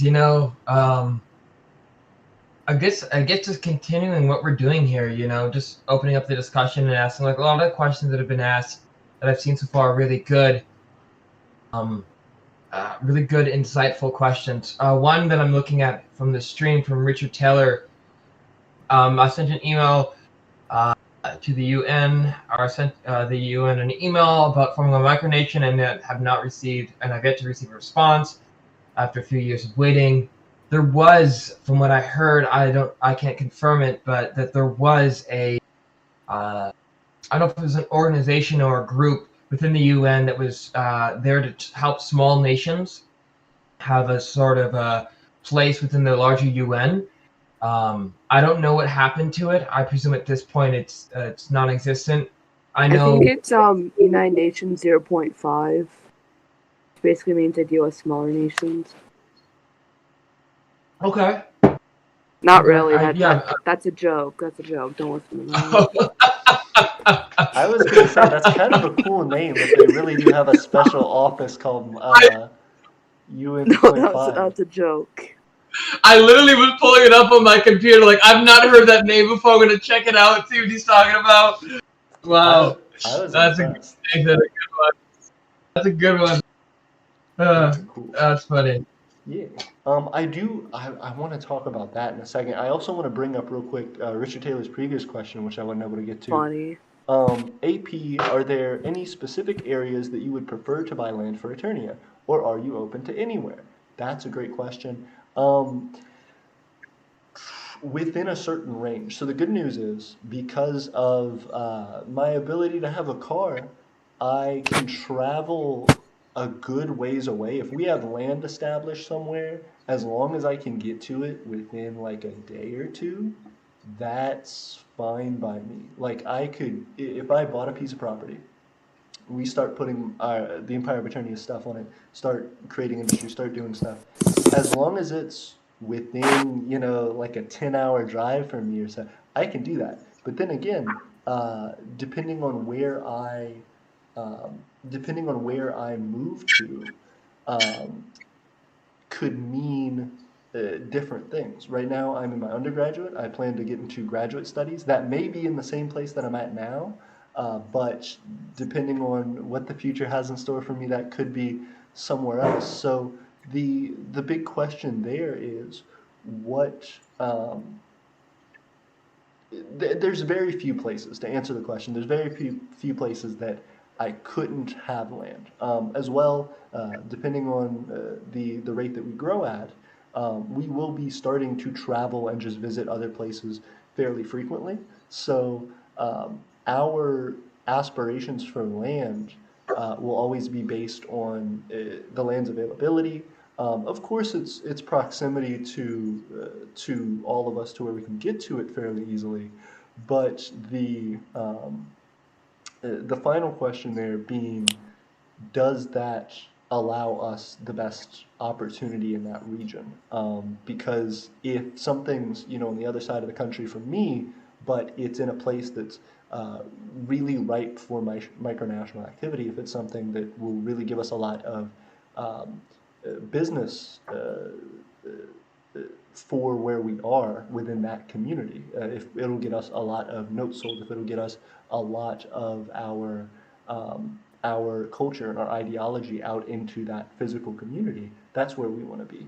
So, and I don't mind, making the extra journey for that. It just, we're weighing, what the costs and benefits of any piece of land are. Alaska, I would say, would probably be a hard one unless we could just get an insane amount of land, and that's the reason we're doing it. Just because of the limited population and the distance it would be from a lot of other stuff. Same thing with like AP. Hawaii, Not Yes. AP, 100% buy land in Alaska, because Elon Musk is going to get the Hyperloop in, and it'll make it super easy to get to Alaska, so I would say get land in Alaska. I'm kidding, please don't. It's freezing cold up there. It's like Michigan, but not at all. Nathan, you seem to have a traveling experience. I'm sorry. Yeah. Snow is awful. I'm sorry, Gray. I think I missed what you said. I was just saying that Nathan seems to definitely have some traveling experience. Oh, absolutely. I've never been to Alaska. That's interesting. I went to Nathan, Alaska a few years ago. Cold. Oh, Yeah, it's just Michigan freezing. Yeah, the summers are beautiful. The summers are, you can feel the plants growing. You can feel the life. Yes, you can. Yeah, and everything grows so fast and so thick at that short amount of time, but it's also so hot. So you can Great. feel Have you been to Michigan or no? Michigan. Yes, I have been to Michigan. Where have you been? I'm just curious. Just the bottom corner of driving through. So kind of like the Detroit area, around there. I'm actually gonna pull up a map to remember where I went. It was through my travels. Oh, the Great Lakes, yeah. Chicago area. Oh, nice. I've been in Chicago. Very nice. Very cool. I would love Hey, to go to Matt's back. Chicago. I've heard the food Yeah, is Chicago's amazing. very nice. Yes. Just a quick warning: do not put ketchup on their hot dogs, or else they will kill you. Only mustard. Only mustard and No, not even mustard. Don't put anything on it. only barbecue sauce. Just start pulling out different condiments and messing with them. Nah, I'm gonna put honey mustard next time. Got him. I think they'll drown me in honey. Get the bees after you or something. I actually love honey mustard. Very epic. Honey mustard is great. I wanted to plug a place, but I'm absolutely not going to plug a place. Generic place that sells chickens, honey mustard is great. Okay, I Frogster- think of three places: KFC, Chick-fil-A, Popeyes. We're staying lip zipped out here as to which one we're talking about. Okay, so you're in southern USA, 100% Popeyes. Ooh, these are inaccurate to the thing, but very solid. Popeyes is good. Frog Scrim said, well, actually, I was trying to hit him up. That's Matt. Hey, Matt's back. Very epic. Yeah, that's what I was gonna say. I was seeing if he was in our chat. He is not. But Matt, what's up?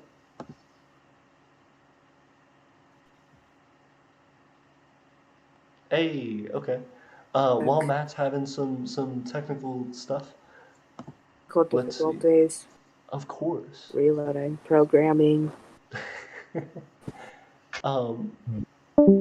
I want to go back And he's gone. Yep. It happens. Jean Manu said there's a Sonic game theory video that talks about time travel. That was way back. Okay, here we go. Seriously, if you have land and are actually a micronation with territory, I would like to set up trade with your nation. That's very cool. That's awesome. I would love to talk about that. Fill out our alliance form. Please do it. We will have more forms for, specifically trade deals and individual things and stuff in the future. But for right now, that's probably the best way to go. As well, you can contact us at aeternianempire@gmail.com or on our Discord. We'll hit you up. I'm just saying, if any of you guys really want to travel, I would say a good place to go is in the UP of Michigan. It's beautiful up there. I would 100% recommend. That's really cool. I would absolutely love to do that. I have to survive the cold. I need to get used to it. I haven't been very far. Not go in the summertime. It's beautiful. Okay, I'll hit it up. Absolutely. Also, before you say that you've swam in cold water, I swam in Lake Superior, the coldest Great Lake. So yeah, I've swam in there. Very epic. You got me for sure. I don't know that I would swim in the coldest Great Lake, but yeah, I absolutely, when we go through doing our travels and starting out trying to meet people in other micronations and stuff more officially and in larger part, especially once COVID ends, I would love to travel to Michigan. I would love to travel to a lot of places and just get to experience some travel. I haven't traveled a ton in my life. I've been in the South for the whole thing. Well, I went to Jackson Hole, Wyoming once when I was like an infant, but I don't remember it. So. Yeah. Me and my family, we love to travel. During kind of quarantine, when it got a bit better, we went on a 2-week trip around the whole Western USA. We went from Michigan, drove all the way down to New Mexico, and then we drove all the way back. Very, very yeah, it was cool. very epic. Absolutely. Real quick, I want to get to some of our comments here. Republic of Surdom said, Crypto Limbo said, I have lots of grain and produce timber. We will have to continue talking because I don't know how effective that would be in a trade for us, just as far as how much we need grain and timber in our current state. But there can be stuff discussed. Richard Taylor says, hi, United Family. Robert Washington Jr. said, I'm a Texans fan. Bucks still won big. They did. Republic of Suriname said, nice AP into space. We have a space program. That's very cool. Congrats if you guys have a space program. you should tell us about it. And actually, you should fill out the micronational map thing, fill out the form for that to be on it. It's on our website. Then you should also fill out our form for being on our micronational news show, because that's something that we really need to get one more micronation a part of, and we're gonna have a show as Host well. Oh, I'm sorry. is Mike National News Show hosted by Matt. I'm pretty sure it was. That's correct. Absolutely. Very epic. And then the other thing that I was going to say as well, Gray and I talked about this, in fact, yesterday when we had a meeting. We are trying to push forward with growing our Twitter and Instagram. That's something that I talked about at the beginning of the stream, but we're trying to grow our Twitter and Instagram. So guys, please, please, please hit us up with some information on some content that we could put on there in the coming month. We're wanting to do a theme in March of progress, just of development. You can send us stuff about the Empire of Aeternia's development, about your micronation's development, about world development. We just want to get more active in the community on Twitter and Instagram, and we really want to have some regular posts out there for you guys. So if you're in our Discord, hit us up there. If you send us something, we will more than likely post it. So keep us updated with that. Please contact either me, Master Gray, Nathan, or Matt, or Steven, and we will get with you that way, or eternianempire@gmail.com, as always. Crypto Limbo said they'll be starting construction on housing for residents in the spring. If you are serious about micronation living, I'll be accepting bids for living quarters in my nation. That's very cool.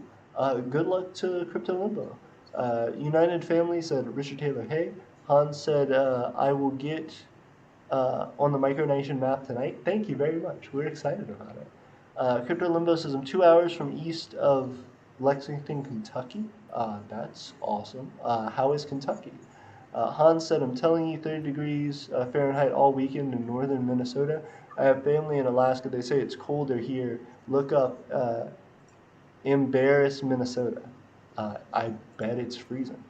Richard Taylor says, you can get 20 acres of free land in Alaska if you declare with the state to use it for homesteading.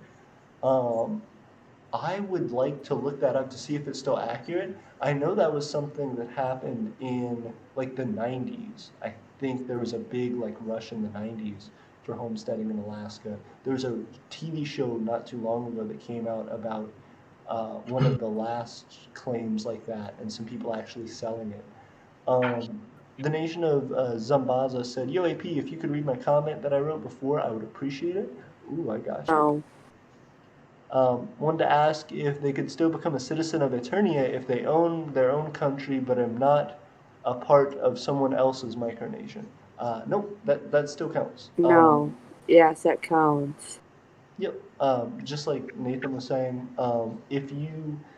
if you are a part of another micronation, if you actively participate, if you're a citizen, if you own a title, there, whether you're the king, the president, the queen, the prime minister, whatever your position in that government is, if you have one, you can't be a part of the Empire of Aeternia. So that includes creating a micronation. We actually had someone from our last stream who is actively trying to become a citizen now, and who has stepped down from their position in their micronation and has rescinded their citizenship.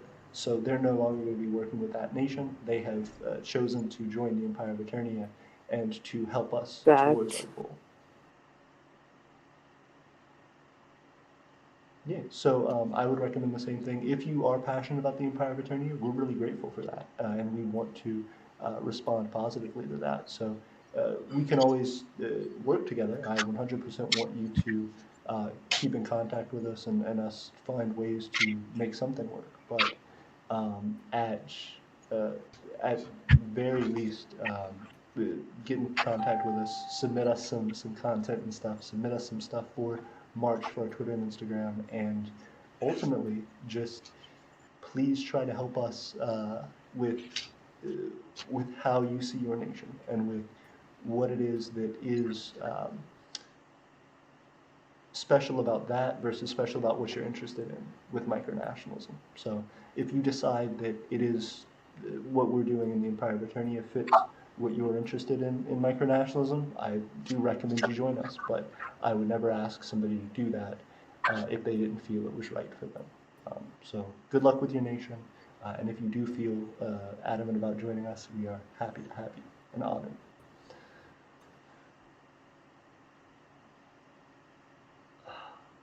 The Duchy of Beige says, Crypto Limbo says, if I establish my micronation, would I be the largest micronation in North American continent? Lot of definitional stuff there. Depends on how you define it.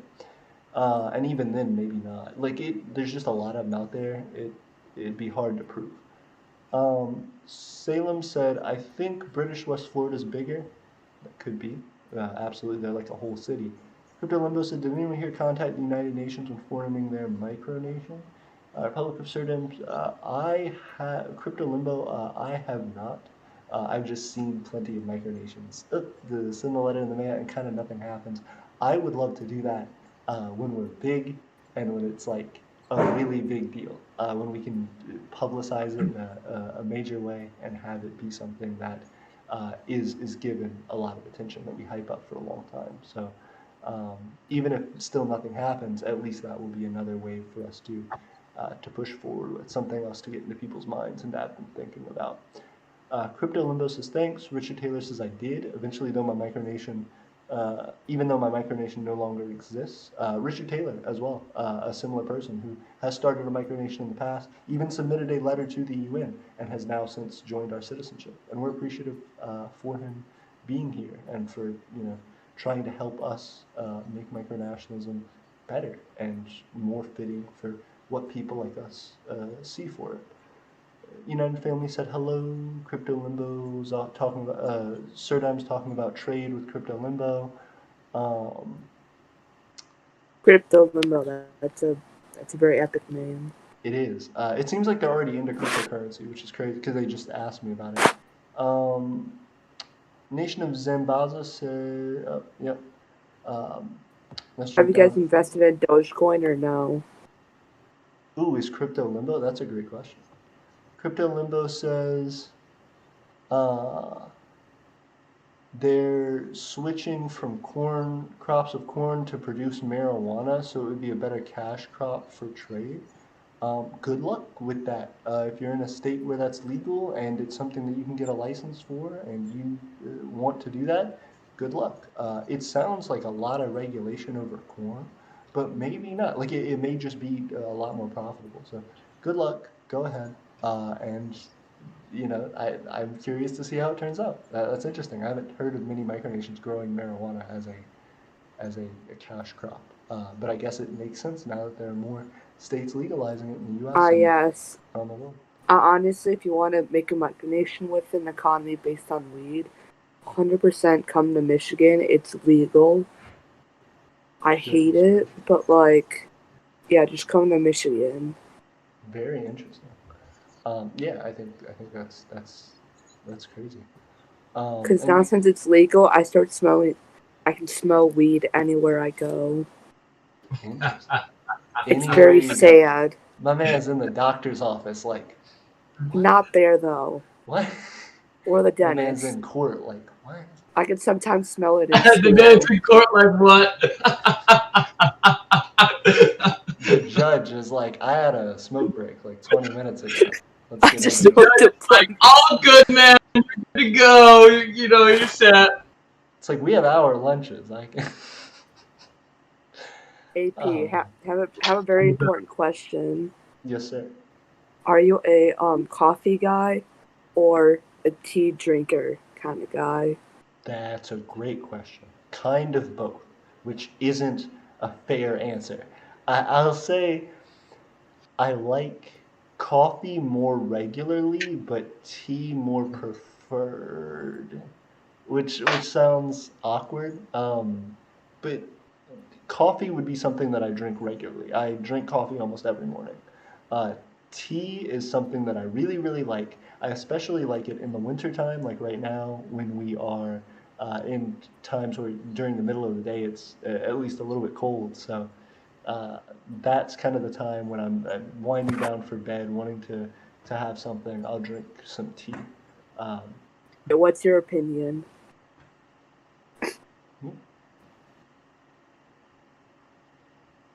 oh, Silence.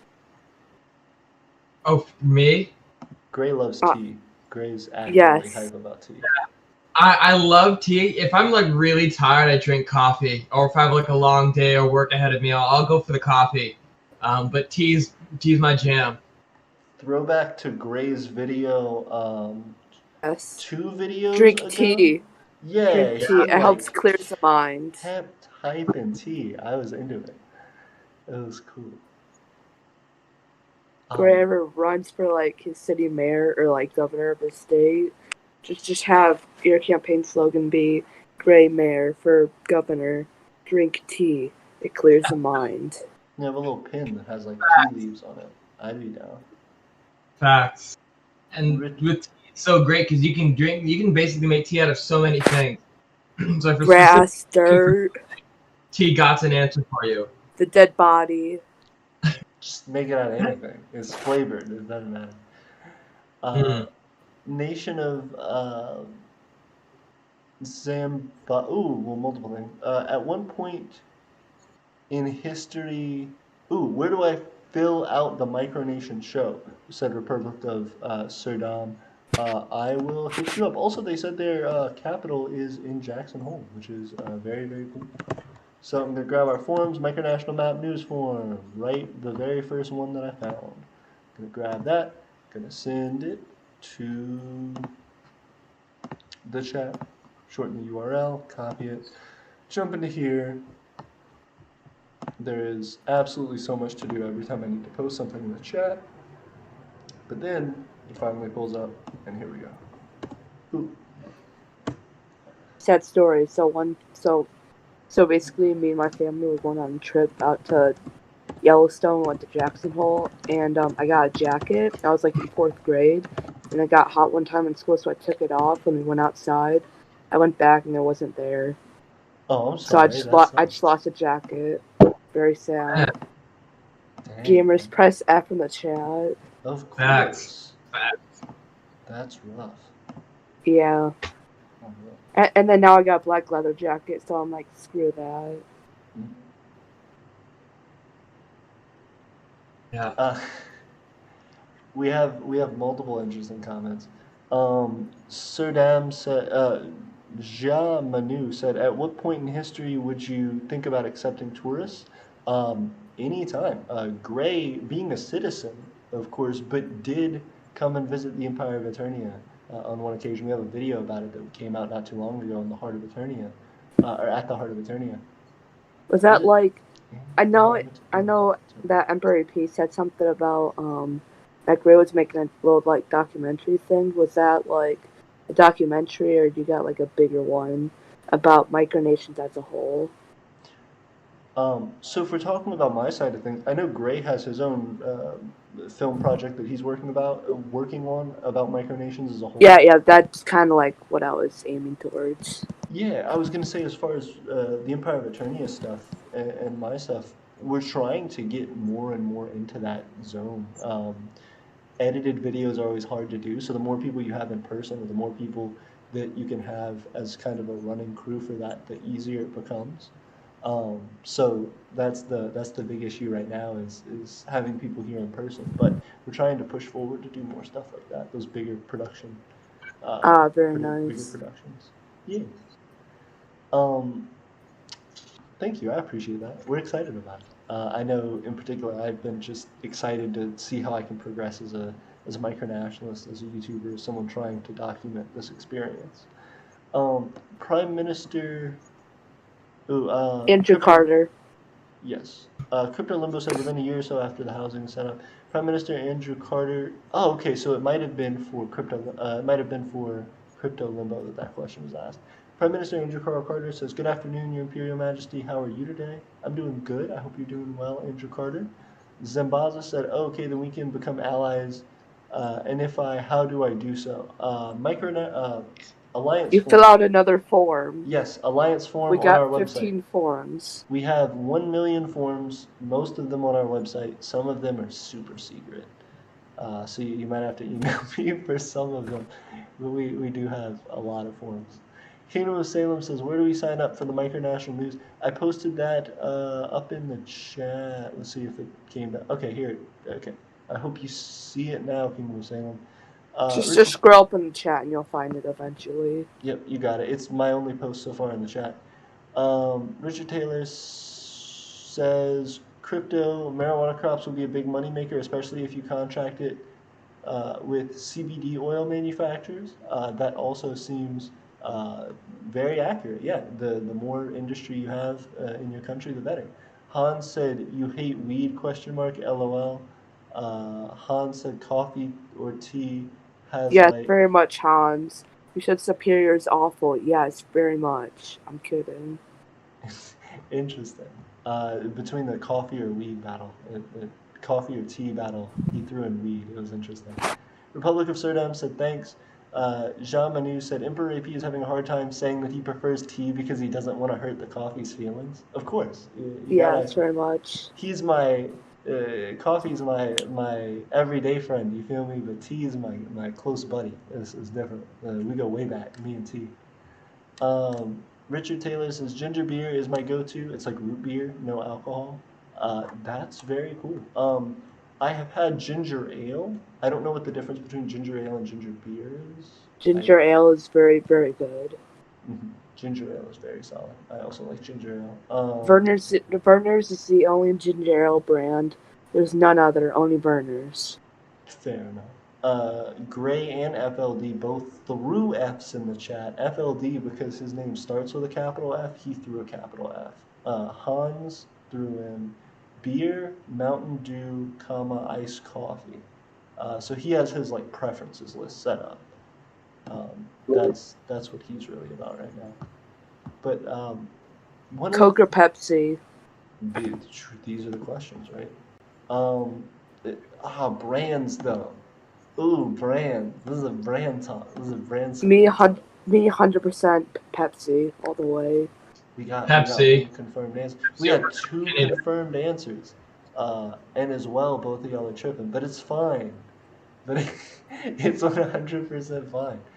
Not great. I know what's gonna happen. You know, we both say Pepsi, and then Emperor AP's just gonna pick like some off-brand Coca-Cola.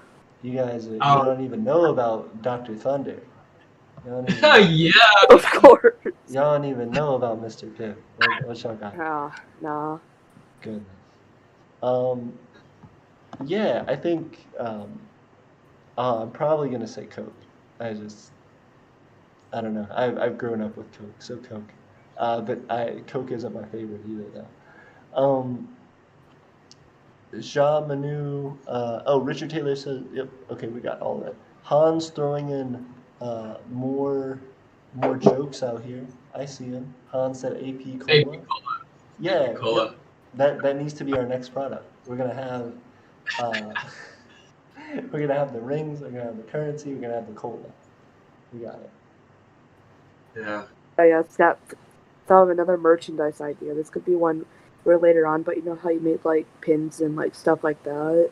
Yeah. Like if you made pins, but then if you could like this one's we get a bit bigger, we could get like a brand deal or something. We could make an Aeternian pin and then put it onto like a beanie hat. Ooh, I would be really down for that. Yeah. I would 100% buy one. I would wear it all the time in the winter. Hey, that's awesome. Well, yeah, I was actually going to say, so it wouldn't be that hard, actually, for us to just make, like, a patch of the symbol. I've already made those before, and it's very similar to, making a patch like that is very, very similar to doing the buttons, which we had on the site for a minute. So, yeah, we could totally do, like, a patch and then put it on a beanie. That would be 100% possible. It's just I don't want any more unpaid Tiffany labor. Well, it would be unpaid AP labor, so it would be fine.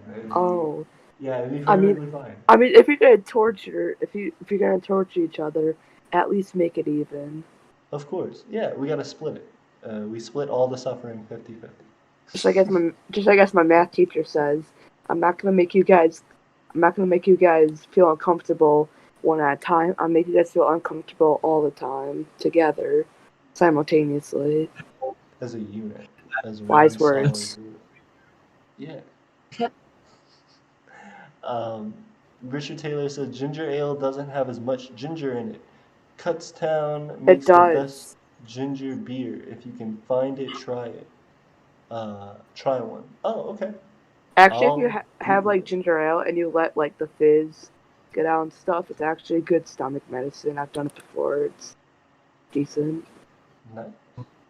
That's pretty There's good. also ginger tea. Really helps. Of course, Grace out there like tea. Yes, that helps. Tea. Spill the tea. Great.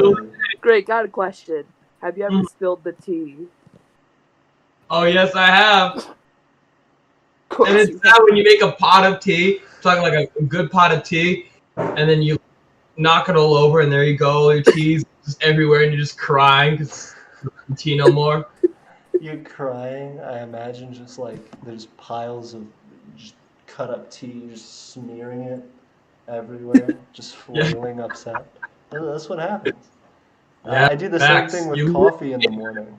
I throw my coffee on the ground accidentally, then I throw stuff through a window. Like that's how it goes some mornings. Well, that escalated quickly, but I see what you mean. Yeah, same thing. Rolling around on the floor. I've never spilled the tea.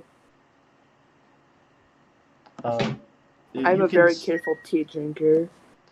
That's important. The honesty and steady hands, very important.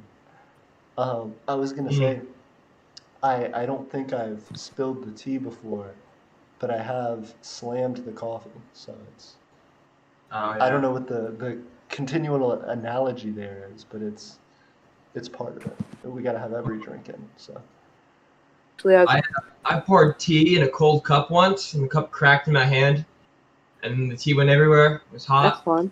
Yeah, real fun. Gosh, yeah, yep. That sounds like. Is your hand okay? From the glass shattering. Oh yeah, it was a nuclear war in there. Just kaboom. Well, that's what I was gonna say. It sounds like either it would like actually like shatter kind of, or it just like fractured and you just feel the thing like kind of pop a little bit and you go like, oh, and then you have pieces in your hand.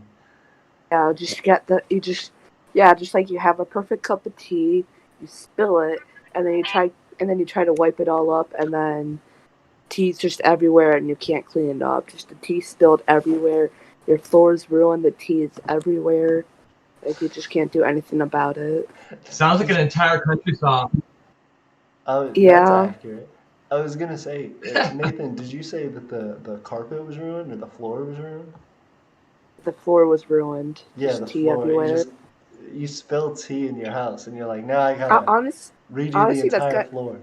That's kind of how my school works, honestly. There's like a nice cup of drama that starts, and then someone just tips it over, spills it.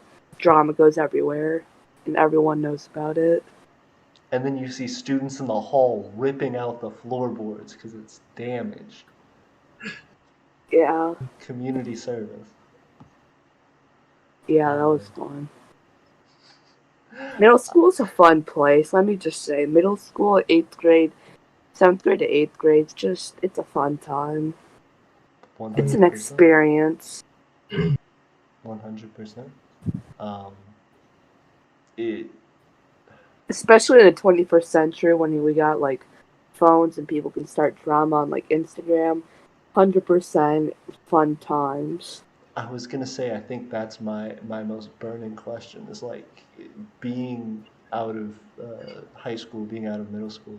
I have no idea what the environment is like. I imagine it's similar in some ways to when I went, but I feel like there's differences. If there's one quote that can perfectly describe my school, 100% Abraham Lincoln, a house divided against itself will not stand. My school divided as hell, and there is no in between. Right. Either you're on the side or you're on the side. You're either on the side or you're on the side with the people You're tearing up the either floorboards. on the left-hand side or the right-hand side. Who actually caused the school to collapse, though, is my question.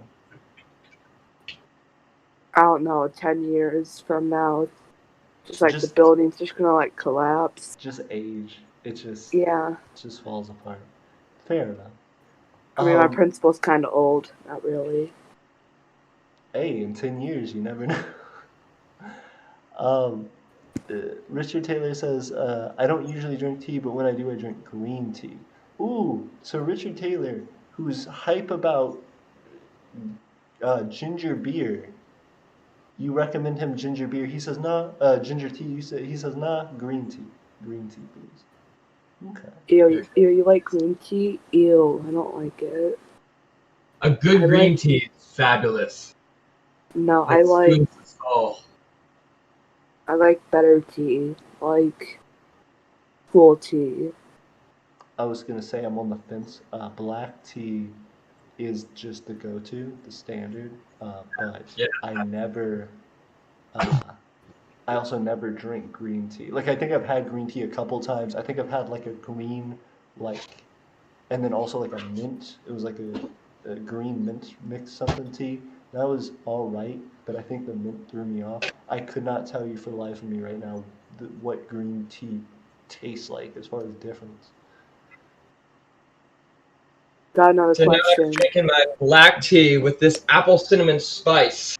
Ew, that sounds good. Honestly, that's a mood. Just like walk home from school, just like get off the bus in school, having to be freezing cold outside, go inside, get a nice black tea with some apple and cinnamon.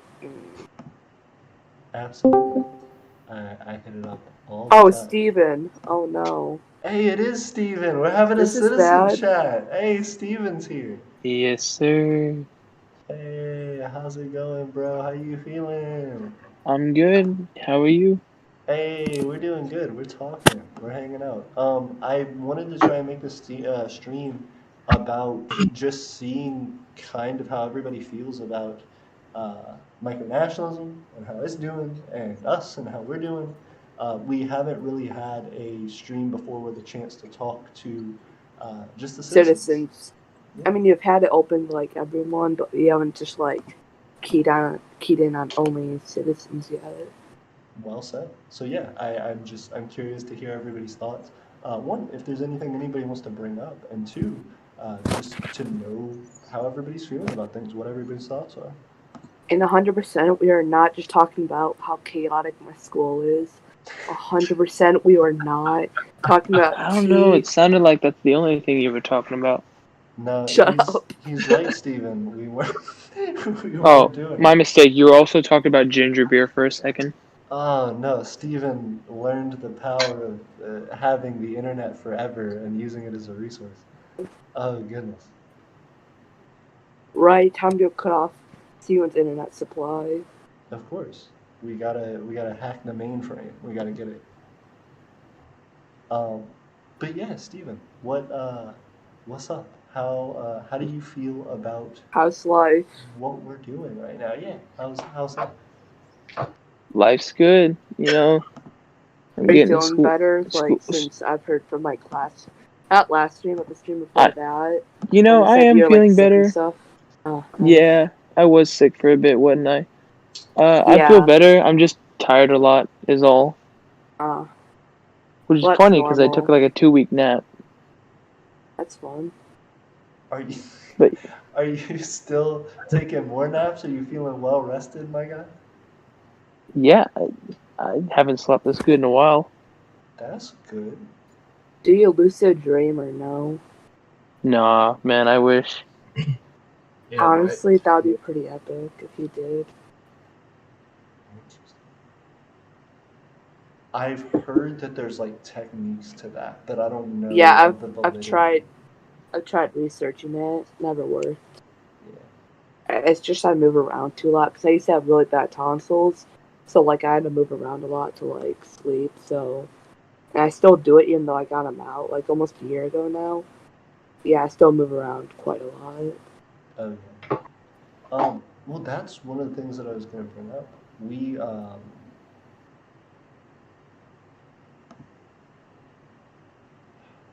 oh goodness, wow, just complete brain fart. Funny. Yeah, as far as You're just like silence. yeah, I was right in the middle of All a we train of heard. thought. Completely flew out of my head. Gone. Talking about sleep schedules. Talking about whatever we were talking about before I derailed shit. Um, What did you want me to talk about? I, I Life. I was just interested, yeah, in what's going on in your life, and to a larger degree, how do you feel about uh, where things are going? How do you feel about, you know, trying uh, to start from square one, just with everything, with all of us, with this nation, with you know, you going through a rough experience in your life. Where do you feel like things go from here, as Stephen and as Stephen of the House of Treasure, Master of the House of Treasure? I think it's been crazy. Like starting from the ground up, even with such a scale as micronations, it's so crazy to like see a community grow and know that you were just some part of it. Are you That they're making all like some $50 part of it. a month yet, or no? What? Are you making $50 a month yet, or no? Technically, yeah. Very epic. I know, bro. That's crazy. Yeah, just like in the short time that I died, Yes. freaking everyone decided to just like get jobs, I guess. We did it for you, Steven. We heard you were sick, so we decided to fill in for you and make I didn't money even for tell anyone I Aeternia. was sick. I just left. I was trying to be nice. I don't need your sympathies. You know what happened? You know what happened, Screw Stephen? you. Don't What just be happened? me. Do you want You me to be died for rude our to you? autonomy, Stephen. I You was the came martyr. back. How long did it take you to come back, Stephen? Like 10 days. You came back Right, 10 days later. AP. I am Right, the money martyr. Of course. AP. Just expect an economic crash since Steven came back. You're like, now that he's alive, it messes everything up. Goodness Expect the Great gracious. Depression. My bad, guys. Goodness. No, but But now we have the one, the only Stephen back to take the reins. I'm excited to see The how one and only things. Holy Emperor, Steven. I really hope I'm not the one and only. I think it's going to be so cool to be able to see my One and position be put only. in the hands of someone who I can trust, who everyone trusts, to take up whatever mantle I put up on the fireplace. I think it's going to be cool to see us progress to the point where I can comfortably step down. Obviously, I don't plan on doing that for a while, but I'd like to see a time where, Gray and I have to maybe go do something in our lives and we can trust that everything's not going to crash since we appointed 2 new people. I mean, with like the way that Aeternia is going so far, I'm pretty sure we could find like good people for second in command. So then, if you guys have to go out and like do whatever, then we'll have to then Aeternia would probably keep running. And also, this kind of leads me to another question I had. AP, you were talking about like a little bit ago, you wanted a right hand man. How's that going? So that's a fantastic question. I think we've kind of come to an interesting point in that. Right now, the way that things sit, um, our formation plan, our second stage for the growth of our empire, um, one of our goals on that was to have an overlord appointed, who would be, that's being the position that would be considered my right hand man, the second in charge. But I think the thing that's been incredible about this experience is that when creating this government, I had 2 really passionate people in this community who I had in mind to start it with me. And it was interesting to hear both of their opinions and their thoughts on what I had created so far, being Stephen and Gray. And the way that I wanted that government to be formed initially was just to have not one hierarchy above the other sort of mentality about it, but just to come together, each of us having a different task and a different role, and understanding how we could put things together to start off a functional setup, to start off what it means to have a hierarchy like a government, what it means to have people focusing on specific areas of the daily life and duties of Aeternia.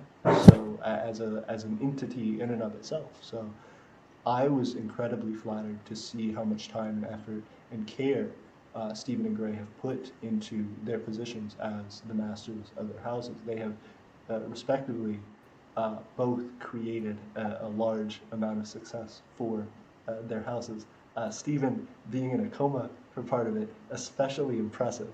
It was like doing a backflip when you were just asked to walk a few steps. It's quite interesting. But our houses have absolutely grown with success. Both people have put in a lot of thought that's directed a lot of what I've done and taught me a lot about the way that I need to focus and the way that I need to think about our situation and as us working as a group. So my thought initially was that I would put somebody into that position um, uh, within, a couple months or so of launching our government, but I don't think that's anywhere near what I want to do at this point. That has stayed one of our goals to move um, from our formation stage out of our I always get them mixed up. Our second stage, to move out of our second stage into our third stage. Um, I still have that as one of our goals, but I am not certain that that will stay there because we have made a good effort as a team. I think we are about to make an incredible push as a team. And I think that's what's important right now is understanding how a group of people can work together, how we can work together under the circumstances we're in, um, to set up this system so that it works well for other people in other circumstances who may be trying to fill the shoes of the people that came before them. None of us live forever. None of us are going to be able to plan out their lives 10 years in advance and know for certain that it's going to happen. So, with respect to that, I think the best thing that all of us can do, and what we are doing for Aeternia at the moment, is to just make it, and to make it as we experience it, to make it as a plan that we're constantly pushing forward, but one that always has room for modification and is always understanding of uh, the position that it's in.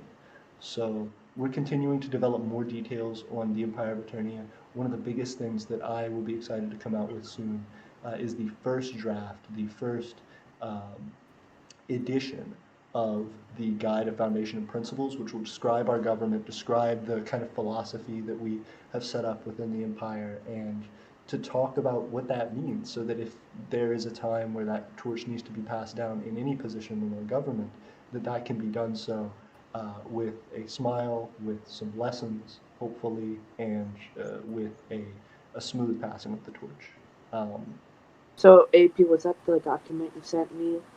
The thing that you wanted me to read over? Was that the thing you're talking about with the government and stuff like that? Yes, absolutely. So Nathan, having worked very closely with the House of Others and being a very important supporting part of that, has been privy to that, being one of our citizens and being a very active person in our empire. He's seen the Guide of Foundation and Principles as well as Stephen and Gray, and it's something that um, is important. We're trying to roll out a philosophy about how we do things. We're trying to define the reason that Aeternia is the way it is and how we would like it to go forward. And that's part of the reason for this talk. That's part of the reason for us continuing to make it a point to sit down and to hear everybody out, and for us to keep ourselves accountable, for the community to keep us accountable, and for us to prove every step of the way, like I've had intended from the start of this nation and the start of this channel, that I want this documented. I want to to show how someone can go step by step toward improving the world that they're in our case, through micronationalism.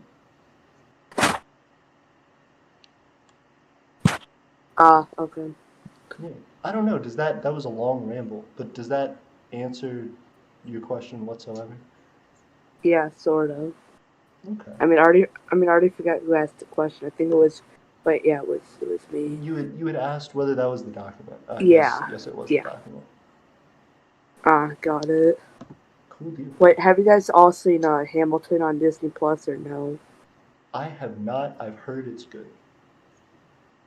Okay, all I'm gonna say is, if you want in like 100 years to be another Hamilton thing, so Hamilton was a Treasury Secretary of State, became George Washington's right-hand man. 100%, if you want another Hamilton thing like that, 100% do Steven. I appreciate it. I think Gray and I work really well together, actually.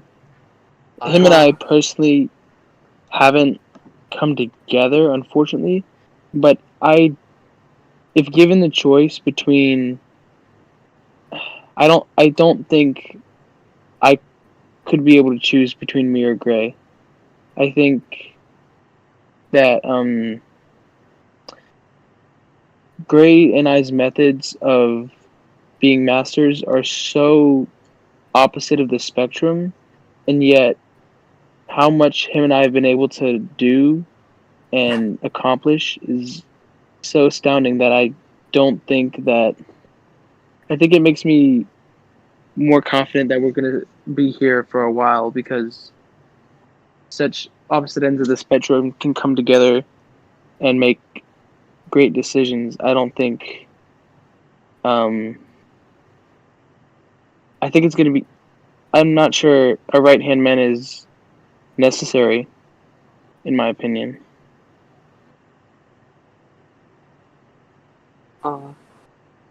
Well said. I mean, it's just like it's a team effort right now. Agreed. Fact. Yeah, I think. Facts, we have.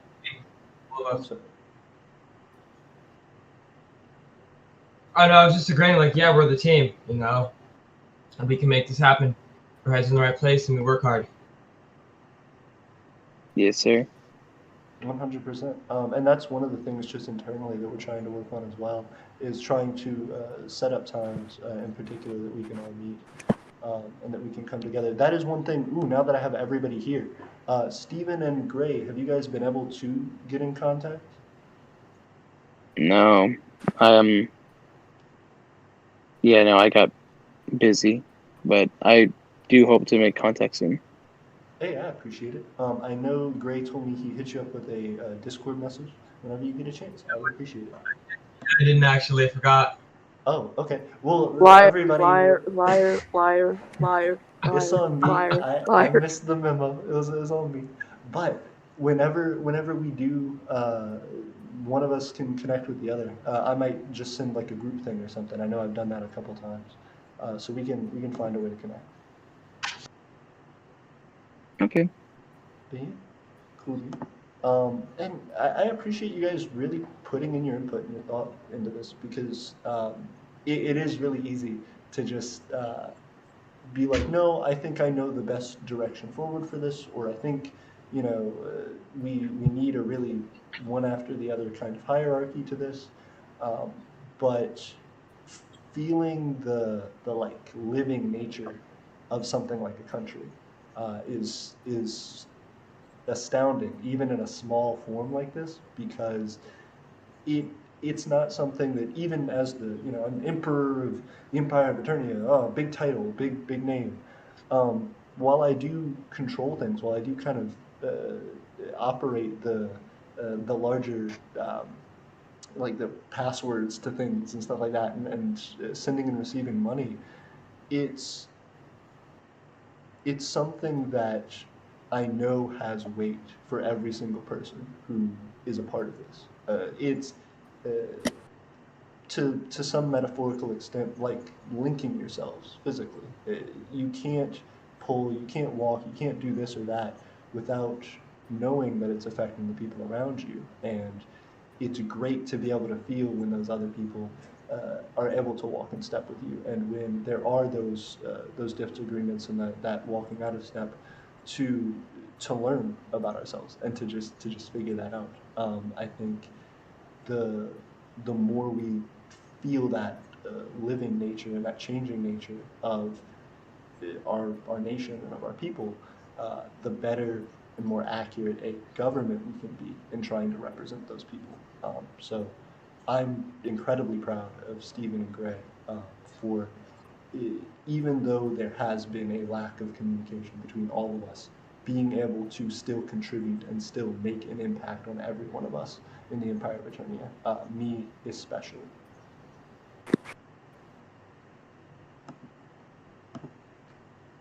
Well, thank you, man. I appreciate it. Yeah, I appreciate you guys. And it feels exciting. Every year or so that we move through this feels like it's becoming a bigger and bigger part of my life and a more and more serious chapter turn. And I'm blown away that this can happen. I know our next steps are going to be the ones that it always feels like a proving ground. Starting our government felt like a proving ground, but I think as we move forward, there's a lot for us to be able to do, and there's a lot of opportunity that's out there for us to grab. So I can't wait.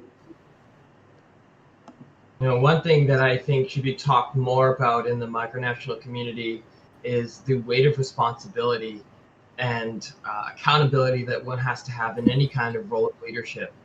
You know, it's often easy, I think, for micronationalists to start a micronation, get people involved, and then just dump it, and have that kind of hope and guidance that one steps up to have as a leader, and then just to remove themselves from that. It's important to really weigh who you are as an individual, what you can and can't do, what you can and can't provide, and also just be upfront with people why you're making the choices that you're making. Because people, you know, in any place of leadership, people have faith in what you do, not because it's you, it may be because it's you, and to just be so mindful of that. I think more conversations about what leadership is, and what it takes to be, you know, a good man, a good woman, a good whatever gender it is decide, but not really the same gender, but in the realm of what it takes to be a good person, and the responsibility that it is to have any kind of leadership. You know, we want to build nations and empires and communities and whatnot, but to step out and to say that, you know, I'm doing it, there's a lot of responsibility to that, and to be accountable to the people that have faith in you, that work with you, that see you, that know who you are.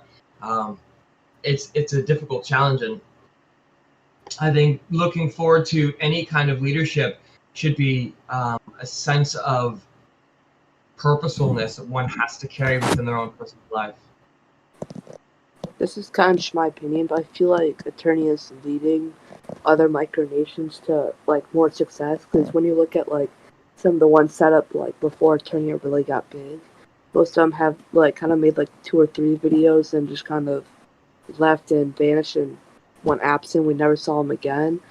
And then I feel like ever since AP started like talking about like we should like start like basically starting a micronational economy, like I've seen like a ton of channels, most of them who are subscribed to the Empire of Eternia. I feel like a lot of them have been like more lifelong and dedicated to actually like making a functional economy and stuff like that.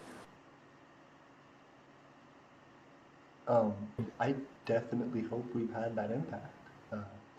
It's something that's good and bad, I suppose, because we always want to be making progress, and so we want to be the head of that pack. But at the same time, every time I do see a new micronation, and every time I do see something else coming out in the community, it almost always makes me go, and just sort of sit there and take it in, because there's always a new angle, there's always a new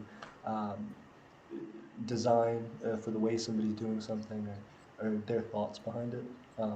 I think micronationalism's super individualistic, just in that everybody, regardless of whether you run a nation or a part of a nation or whatever, are just looking to accomplish some specific ideal. They have some specific goal, they have some need that they're trying to fill, and that they want to go after and achieve that, even if it's just to see this thing that they believe in do well.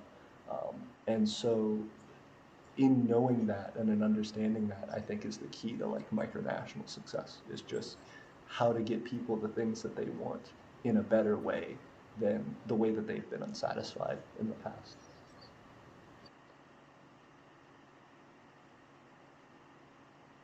Nice. Crickets. Now I feel like I gotta say something profound. You do. What? You do. On the spot. I don't Say know. it. But like y'all just made these great speeches and I'm just over here like, yeah. I've made 0 good speeches, Steven. Steven, I'll tell you what. Stephen Colbert, I haven't done one good thing. Stephen Colbert, we're all impressed of your late night Emmy. As well, I was gonna say, I don't know. I've met a lot of people who give big grand speeches, and I've met especially a lot of micronational leaders who have done stuff like that. And it's really cool to hear people be more down to earth and be more direct. So that is one thing that I do definitely respect about you, Steven. Don't change it. You got it, man. Don't, please. And now the pressure's back on Steven. Yeah, it is. And now the pressure's back on Gray with help, the tea. bro. Spill it, Gray. Alright, so we're going back to the tea talk. Very epic. Yes, welcome back to Empire of Aeternia, the podcast, where we talk about tea and coffee. And tea being better. Yes. But coffee being the everyday, the consistent thing. I suppose another serious question to throw things back into the hot seat.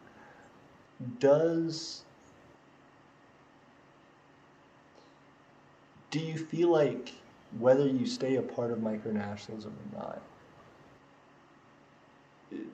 do you feel like this is something that's made an impact on your life? And if so, how? I'm asking this, I suppose, in general, to the chat, to everybody hanging out. Just what kind of has that done for you, and where do you think it'll take you?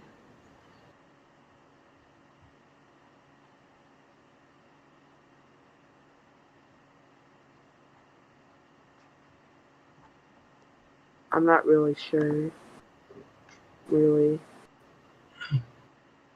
I've experienced a few micronations, and kind of watched micronationalism for a bit of time, and been in a few worlds as well, filmmaking and business, and state independence, and even a few religious movements. And it's unique the qualities that micronationalism brings to everyday life. We talk about those people that travel the country and they're like hippies or whatnot. We're like, oh, those guys, they're cool, they're interesting, and it stays in the back of our mind. Hippies. And I think to bring micronationalism into the forefront of individuals in their own life is a unique perspective to have, to try to say like this is the next hot thing. And even if it's not completely that for some people, but they want to strike up their own independence, even that brings a lot of attention to oneself. Getting recognition from other nations, having enough of a place with the UN to look at your paperwork and who you are and what you do.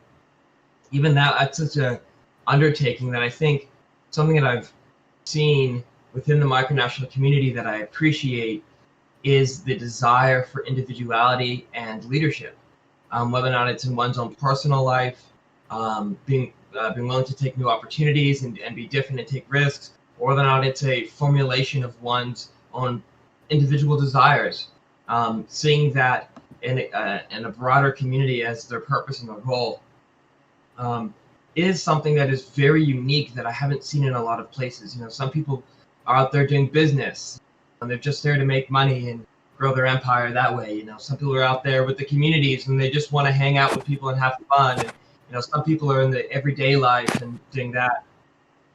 And there's not a lot of individuality there, but Some there is people are in just micronationalism.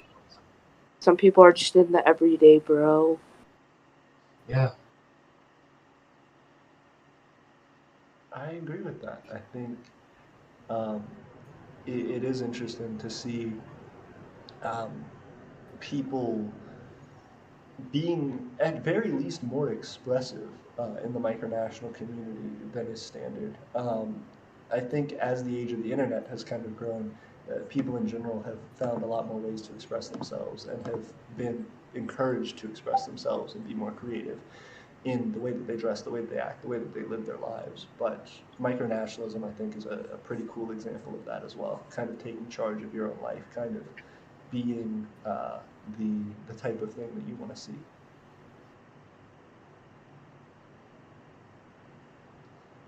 AP, I just need to tell you that I'm pretty sure for a lot of the sub growth we've had, and people in the Discord has a good correlation because I copy and pasted the Discord link into Survive with just me and my friends, and one of my friends actually joined the server, and actually one time he copy and pasted the Discord link to a Mr. Beast tweet.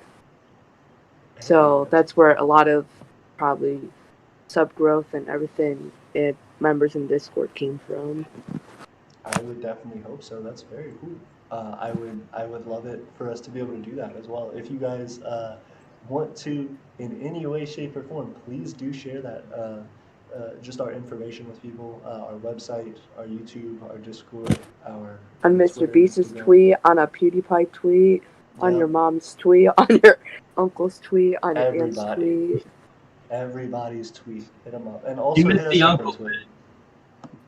You're right. Uncle's got to have tweets too. Uncle tweets, even Uncle tweets. You know, we don't love Uncle tweets, but we'll take them. On Joe Biden's tweets, on Trump's tweets. Everybody's tweets. Everybody would got to be giving us their support. And that's one of the things. Oh, I'm sorry. What's up? Even on Emperor AP's tweets, just put the link there. Absolutely. It does nothing, but okay. I am about to hit it up actually in the comments right now. That's one of the things that I wanted to say.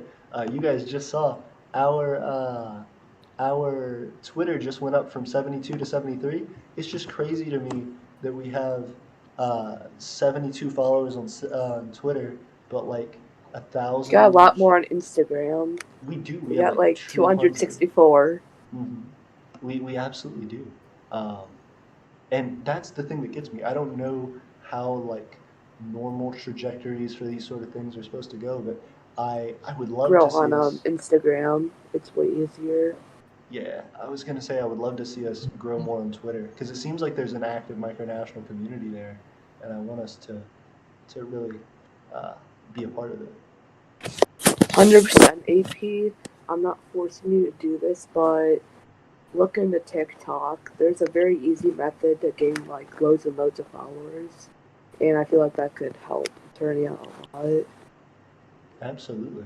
That's been one of the things that I am excited to talk about more in the future with the House of Others in general, and with you, Nathan, if you're interested. And just as we continue to grow, I want to put more and more focus on trying to get a system set up for us to run our social media. I want to eventually have like dedicated teams of people to the specific social medias that we have, potentially under the House of Others, potentially like have like a Discord, like have like an Instagram team, Twitter team, TikTok team, Reddit. Absolutely. Tinder. Yep. Tinder would be interesting. Join the Empire. You having a sad date night? Empire of Aeternia. Here you go. You swipe right on the wrong person. Surprise! Empire of Aeternia. I thought of the dumbest app idea ever. Tinder. What? Tinder for micronations. Of course. I could see somebody getting their micronation big on Tinder. That'd be interesting. That's some unique branding there, I will say. I'm impressed. That was creative. Um, so we got a whole bunch of stuff joining in the chat, but yes, but I'm going to completely ignore the chat to finish what I was saying. Just to say that I want us to have those teams. You're exactly right, Nathan. And I want that to eventually allow us to grow. So we have Twitter, Instagram, YouTube, Discord right now, and our website. We have a number of things that we have Etsy. There's, by definition of social media, we have a lot already. We want to lock those things down. We want to have that really well encapsulated. And then once we know that those are running smoothly, once we're growing consistently on those, then we want to add another one and keep increasing like that. We got to come up with a stable system for it. That's one of the things that Gray and I have been talking about as well. Honestly, when he made the aristocrat board, I was actually kind of surprised that Steven wasn't the richest guy. Absolutely. Well, I will say, Steven actually has some money gunning for him at the moment because I have been slacking on one of his Patreon role perks, which is that every month, because he's a part of our $20 tier, he is able to get a note, an Nice imperial flex, note but okay. sent to me. Yeah, sent to him every month. And so the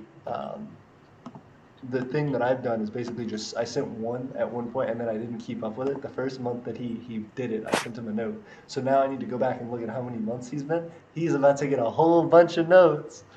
Ooh, look out, Steven. Honestly, I saw a meme that I think I forget who made it, but it was on the server, and it was basically like haters who hate on Emperor AP has a headache. People who watch him and subscribe, big, small brain. People who become citizens, big brain. Steven pays $20 a month to be a citizen in like made 4 financial decisions. Omega big brain. Biggest brain. Yes. I'll have you know I'm investing in the future, baby. Honestly, I'm not gonna buy any Imperial notes, and then once I start getting a lot of money, I'm just gonna Elon Musk it and just rocket my way to the top. Of course, that's what you gotta do. Sneak in right at the last second. Yeah, just right before the financial collapse happens, get on top. Yeah, of course. Well, that's what I was gonna say as well. Is that whenever we have set this up the way that we have, it's great because now people are buying like a good number of notes, but I don't have the infrastructure to keep up with it. Please keep buying notes. It absolutely helps us. But one thing we that have so far sold, I'm pretty sure, 95 notes. Yeah, very that's epic. one thing. Absolutely. That's one thing that I want to talk about. When we get to 100, that'll just be epic. So yeah, we have actually surpassed that. So one thing, as of yesterday, 2/11/2021, we have had a total of $190 sold on the Imperial market in goods. Okay, so Steven, I think your prediction or your estimate one to make $50 a month has already been surpassed. Yeah, you know what? I was kind of thinking that would happen maybe like November. Well, turns out it's happening now. Yeah, man, that's crazy. Maybe you should bump it up. Maybe next update you do. No, you know what? I don't think I want to push it because since it is the Imperial market, it could easily fluctuate. I think 50 is a good even number. For now, at least. I was just gonna say up it up to 51. If we could get one more person in the Patreon, we got it. Son, this isn't The Price is Right. I'm not trying to one up someone. I'm comfortable where I am. I feel you. It's a safe move, Steve, and I appreciate it. I was gonna say that's a big thing as well that Steven and I have talked about is it's it's growing as of like all of a sudden it shot up with the Imperial Notes doing better and with our Owl's Mark that's now out. Those sales have been doing fantastic, but we have to figure out if that's going to be something long term for us and how we can continue to make that. The thing that I think is slightly more impressive, even though it has netted us less income so far, is we have an increase in our Patreon. So our Patreon, as of December 4th, was making had made a total of $163.80, and had made and was at $18 a month, 17 something, but $18 a month. As of as of as of February 5th, 2021, it's jumped to $272. No, excuse me. I was off about that.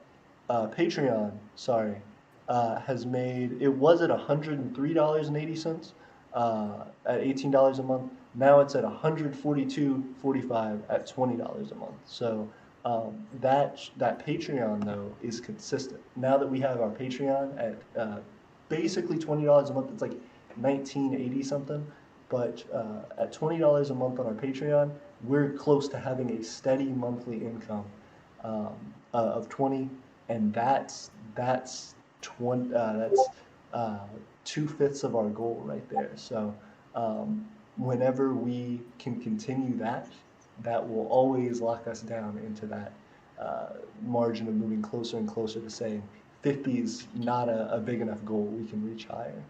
But I think until Patreon hits 50, we won't ever know for sure. You like jazz? Love it. Love jazz. Love the memes too. Appreciate it. I gotta go. It's good talking to everyone. Hey, sounds good. I will catch you later, Greg. We will have to Jeff. all connect. Alright, Jeff Probst here from Survivor. You have been voted off. Have a good night. Boys, I think I actually need to go to bed too. I go work tomorrow. Sounds good. Ooh, good luck, Steven. And have a good night. Alright, good night, man. Peace. Peace. Fantastic. Ooh, we've had people jumping in and out. It does look like our night has started to come to an end. What's up, man? Back to just me and you. Yay.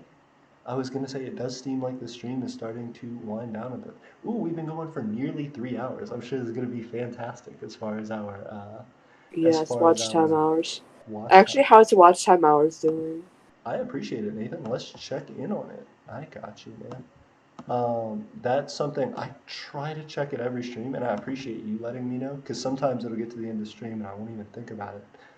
But it's good to monitor. That's one of the ways we know we're getting close to our monetization. For those of you who don't know. Ooh, hold up. Big milestone.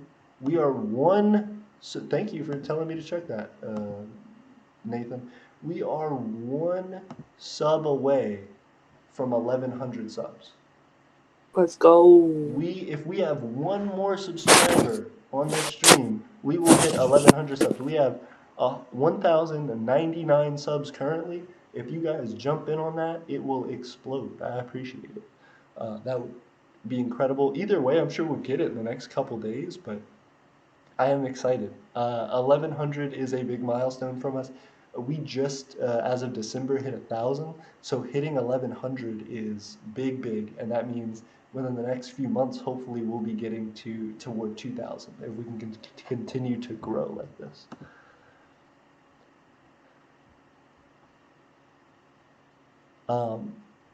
Richard Taylor talked about the potential end of global civilization and saying we'll probably end up in a Mad Max world. Aeternia could become a tribal entity. That's very cool. I think it'd be interesting to think about micronations as tribes, and I want to talk about that more in the future.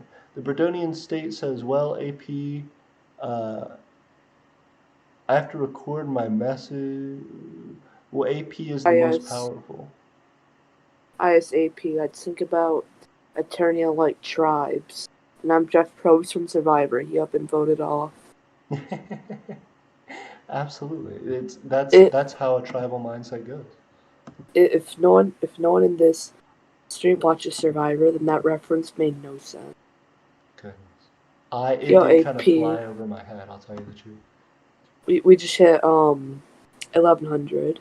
Oh, did we? Oh. Yeah. Oh, wait. This is updating. Let me hit refresh on it. Is it?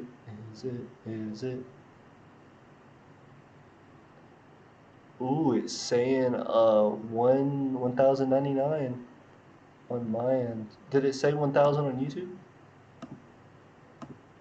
Social Blade. On Social Blade. Yeah, it does say 1.1K, but on our channel analytics, it's staying stuck at 1099. So, in a second, hopefully we'll get it. I'm really hyped. The line. Mm-hmm. Oh, and by the way, our watch time hours are at 487, and that's before the counting of this video. So hopefully by the end of this video, we will have close to our 500, maybe like one stream to go. Wait, we need or a few 500? days. I thought we only need 4. We're at 2,487. We need 4,000 watch time hours a year. We're at 2,487. Yeah, so we are. Oh, yeah, Yeah, got it. we are. My brain went tiny brain for a second. Hey, dude, me too. I feel you. My mega big brain went a lot small. of the time, looking at these analytics are so confusing. It's an issue. But yeah, you need 4,000 public watch time hours. Yes. So let me see. If we did 8, that would be 4, 5. So we're 5/8 of the way toward our goal once we hit 2,500. So a little over halfway. We are a little over halfway toward our goal.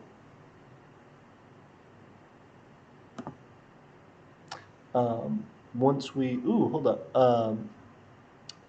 Multiple things. The Nation of Zambaza said it's at 1100 now. Nation of Zambaza said, "Yeah, that was me. I just subbed and it changed." Hey, thank you for subbing. I appreciate it. Let's see if it is. Thank you. Yeah.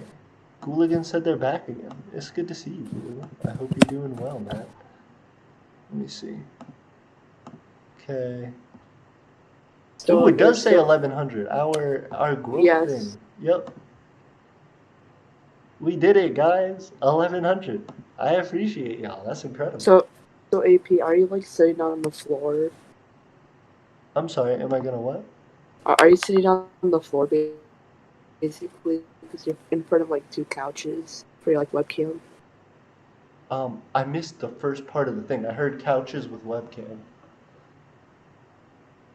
Are you sitting on the floor? Oh, yes. Sorry. Yes, I am sitting on the floor here. The way that this set up, I have been wanting to get bulbs for my lamps. Uncomfortable. Yeah. Definitely invest in an office chair. You say that? I don't know. I'm fairly comfortable sitting on the floor.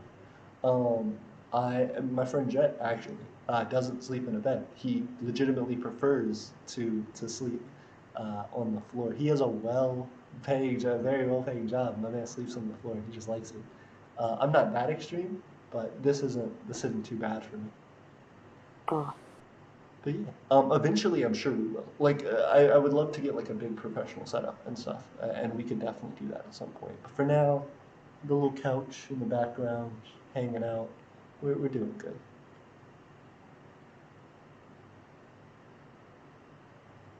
Vic.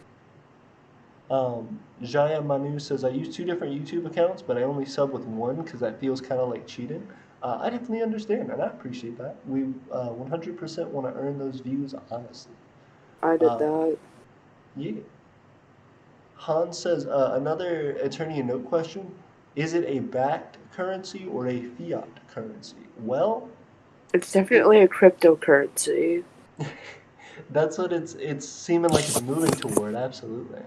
Um, that's a great question. So right now, um, kind of both, depending on how you look at it. So we take US dollars in exchange for our Eternian currency. We are the only ones who officially declare its value to be at what the US dollar is. We peg it to the US dollar like many nations do and have with their currencies. But we peg the um, the worth of our currency to the US dollar. So that's something that is a fiat currency definition. But at the same time, when we have purchases for these notes, that is what effectively backs our economy in our treasury. So the thing that makes our economy stronger is actually the purchase of notes, more people having that currency, more people using that currency. And then the thing that backs it for us, the thing that makes us wealthier as a society because of that, is the fact that we're using valuable USD as the holding place for these notes that we are distributing. That's people's belief in it is the fiat part of it, but the having a connected value to something that is considered of greater, of wider use is something that um, gives our currency that value. That's that thing that increases the viability of it, how successful it is. AP, I think I might just log off because I just kind of want to get some rest. So I think I might just log off. Yeah, that sounds good. Have a good night, Nathan. Have a good night. Fantastic. And that was our citizen talk. I think it went well. Um, it took a while for it to get started. We had Nathan in for almost the entire thing. That was incredible. And I appreciate Nathan. If you guys haven't checked out the Eternian show, you definitely should. New episode 5 coming out hopefully soon. He said he's going to be a little bit busy coming up in the future, but it seems like he will be on that, uh, hopefully within the next week, couple weeks or so. So I'm excited about that. In addition, hopefully we're gonna have those Sundays with Steven coming back at you. Steven's still recovering, he's still trying to do well, but that's something that we're moving forward with as well. I have a ton of stuff that I just bought for us to continue growing the Eternian market and for us to have invested in our government and the way that we're setting things up. So a lot to do, a lot to be done. Um, um, but I kind of don't want to give all of that away on this stream. I'll tell you the people who have purchased Owl's Marks. There are, I believe, 3 current purchases of the Owl's Mark. I will double check that now, but um, the, let's see, 14, 5 people have the Owl's Mark in their cart. That is incredible. You guys, please hit up the Owl's Mark. Please buy that, because that does mean a lot to us. It's something that directly affects how much we grow and how successful we are. That Owl's Mark is one of our steps toward land, and it shows that you support us getting that land. Um, so, yeah, that's um, the larger question at the moment. We have 3 sales of the Hours Mark so far. 5 people have it in their cart. That's a big deal for me. We're trying to move forward with land. Richard Taylor says AP 11:25 p.m. I appreciate it. Oh, at 11:25 p.m. I'm curious. Is it 11:25 p.m. your time? It's 11:03 here. Or are you marking that as the timestamp for this? I have multiple things. Richard Taylor, specifically, Richard is one of our citizens as well. He's one of the people on our Patreon, and I'd like to thank him. I'd like to thank Matt for also being on our Patreon. I'd like to also thank Stephen for being on our Patreon. All of those are Patreon supporters. All those people are citizens, and they are the backbone of Aeternia. They're the thing actively providing consistent income to us, and I'd like to thank you guys for that. Richard bought some notes both Steven and Matt have bought rings, as well as Drew has bought a ring, Matt's brother. That is incredible. We are about to ship out Richard's notes actually here, more than likely tomorrow. And then, um, multiple things. Richard Taylor says, I'm exchanging for more Aeternia notes next month on the chat. Fantastic. Thank you very much. I appreciate that. And please do. I'm excited to see that. Um, as well, Hans said, where is the store? I might buy an owl even though I'm not a citizen just because I'm VIP. Absolutely, 100%. So you do not have to be a citizen to purchase the Owl's Mark. I will put the shop link in the description. This is something that just shows that you are supportive of us purchasing land. This is a $15 ring with, I think it's like a $3 something um, shipping fee if you want it shipped internationally. Because Hans, I believe you're in.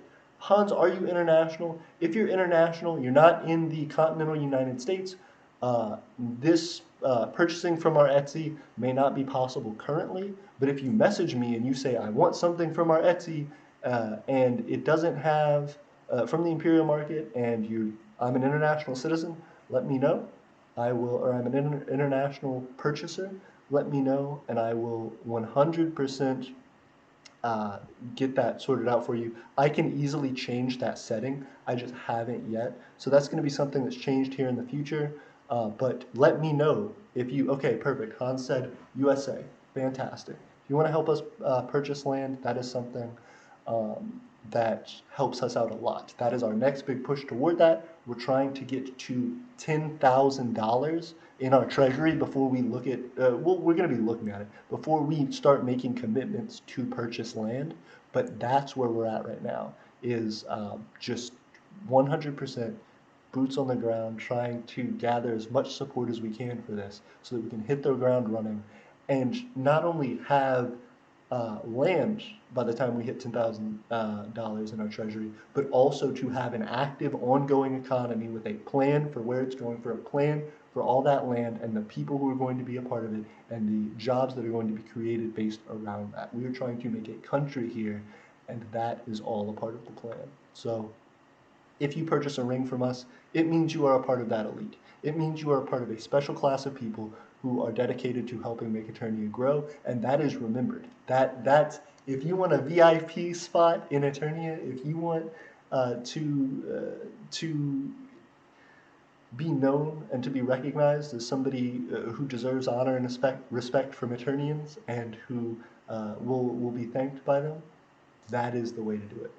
You buying one of those rings and helping us is greatly appreciated from us. There will be more similar things out in the future, not continuations, rings specifically, but there will be other ways to help us out in our pursuit of land in the future. But this is a solid way. This is the way that does mean the most to us, and we appreciate it. Richard Taylor says, for land, also check for delinquent tax sales. Yes, I have heard that as well, and I am actively looking into it. The big issue is a lot of the time, if you want to go to some of those sales, they're live events, and you have to know the parcel already. You have to call the government office that needs to give you that information, and it becomes a hassle if you're not in the area you're looking. So obviously real estate websites and stuff like that, contacting real estate agents, the easiest thing to do but most expensive, and the most time consuming thing but the cheapest is trying to get that those delinquent tax sales and those places where there's a little bit more government oversight and people trying to get rid of the land. So Richard Taylor, you're 100% right. If you find anything that may be suitable for us, please send it our way. Please let us know. Please teach me some about delinquent tax sales if you know something about it. But I'm trying to learn, and I'm trying to figure out the best way for us to go about that. So please become a part of our plan to help us purchase that land, help us to figure out the ins and outs of it. That means a lot to us, and that's something that fits in perfectly with the research skills that you talked about in your application, Richard. I'm thrilled about that, and I appreciate it. Um, so that's the ultimate question then, is where are we moving now? How is Aeternia? How are its citizens developing? Well, and we are steadily progressing into the future of this. Like I said, I have a lot more stuff coming onto the Imperial market. We have a lot more stuff coming for our Patreon supporters, a lot more stuff coming for YouTube, Twitter, Instagram, and our website. You better believe it. We have hit 1,100 subs, and I am grateful to you guys. I think I'm gonna go ahead and start signing off here. It's just hit 3 hours that we've been doing the stream, but I refreshed. 1,100 subs. 1,100 subs. Look at that. 1,100. Woo woo woo woo. 1,100 sub stream. 1,100 subs. Thank you guys. We are about to post on Instagram. About to post on Twitter. Rich Taylor said, "You got it. I'll let you know what I find." Thank you so much, sir. That is greatly appreciated from us. And like I said, Richard, your currency will be on the way very, very shortly. So whenever you get it, let us know. I'm going to check complete on the order, on the Etsy order, and then you let us know when you get that. And if you have any trouble, let me know. We'll have another one sent right on the way to you. I am thankful for everybody being here tonight. I am thankful for everybody who works every day to make this a bigger and better place. And I am thankful. Also, it says check 11:59 on the chat, 11:25 on the chat for this. Ooh, okay, so I'd have to get into YouTube. This is going to be a doozy here. All right, real quick.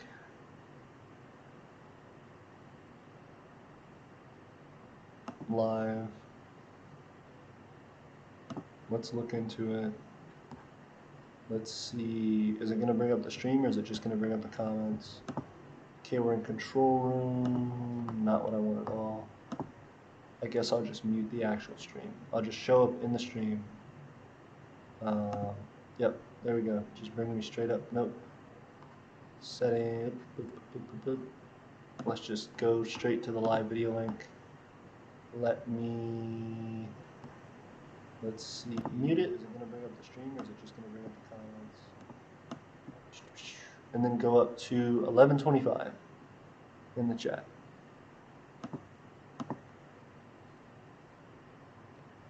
Oh gosh, I straight up can't figure out the timestamp for the chat. So if you guys know of a solid way to check the timestamp, let me know. But I don't think I have a solid way as of the moment.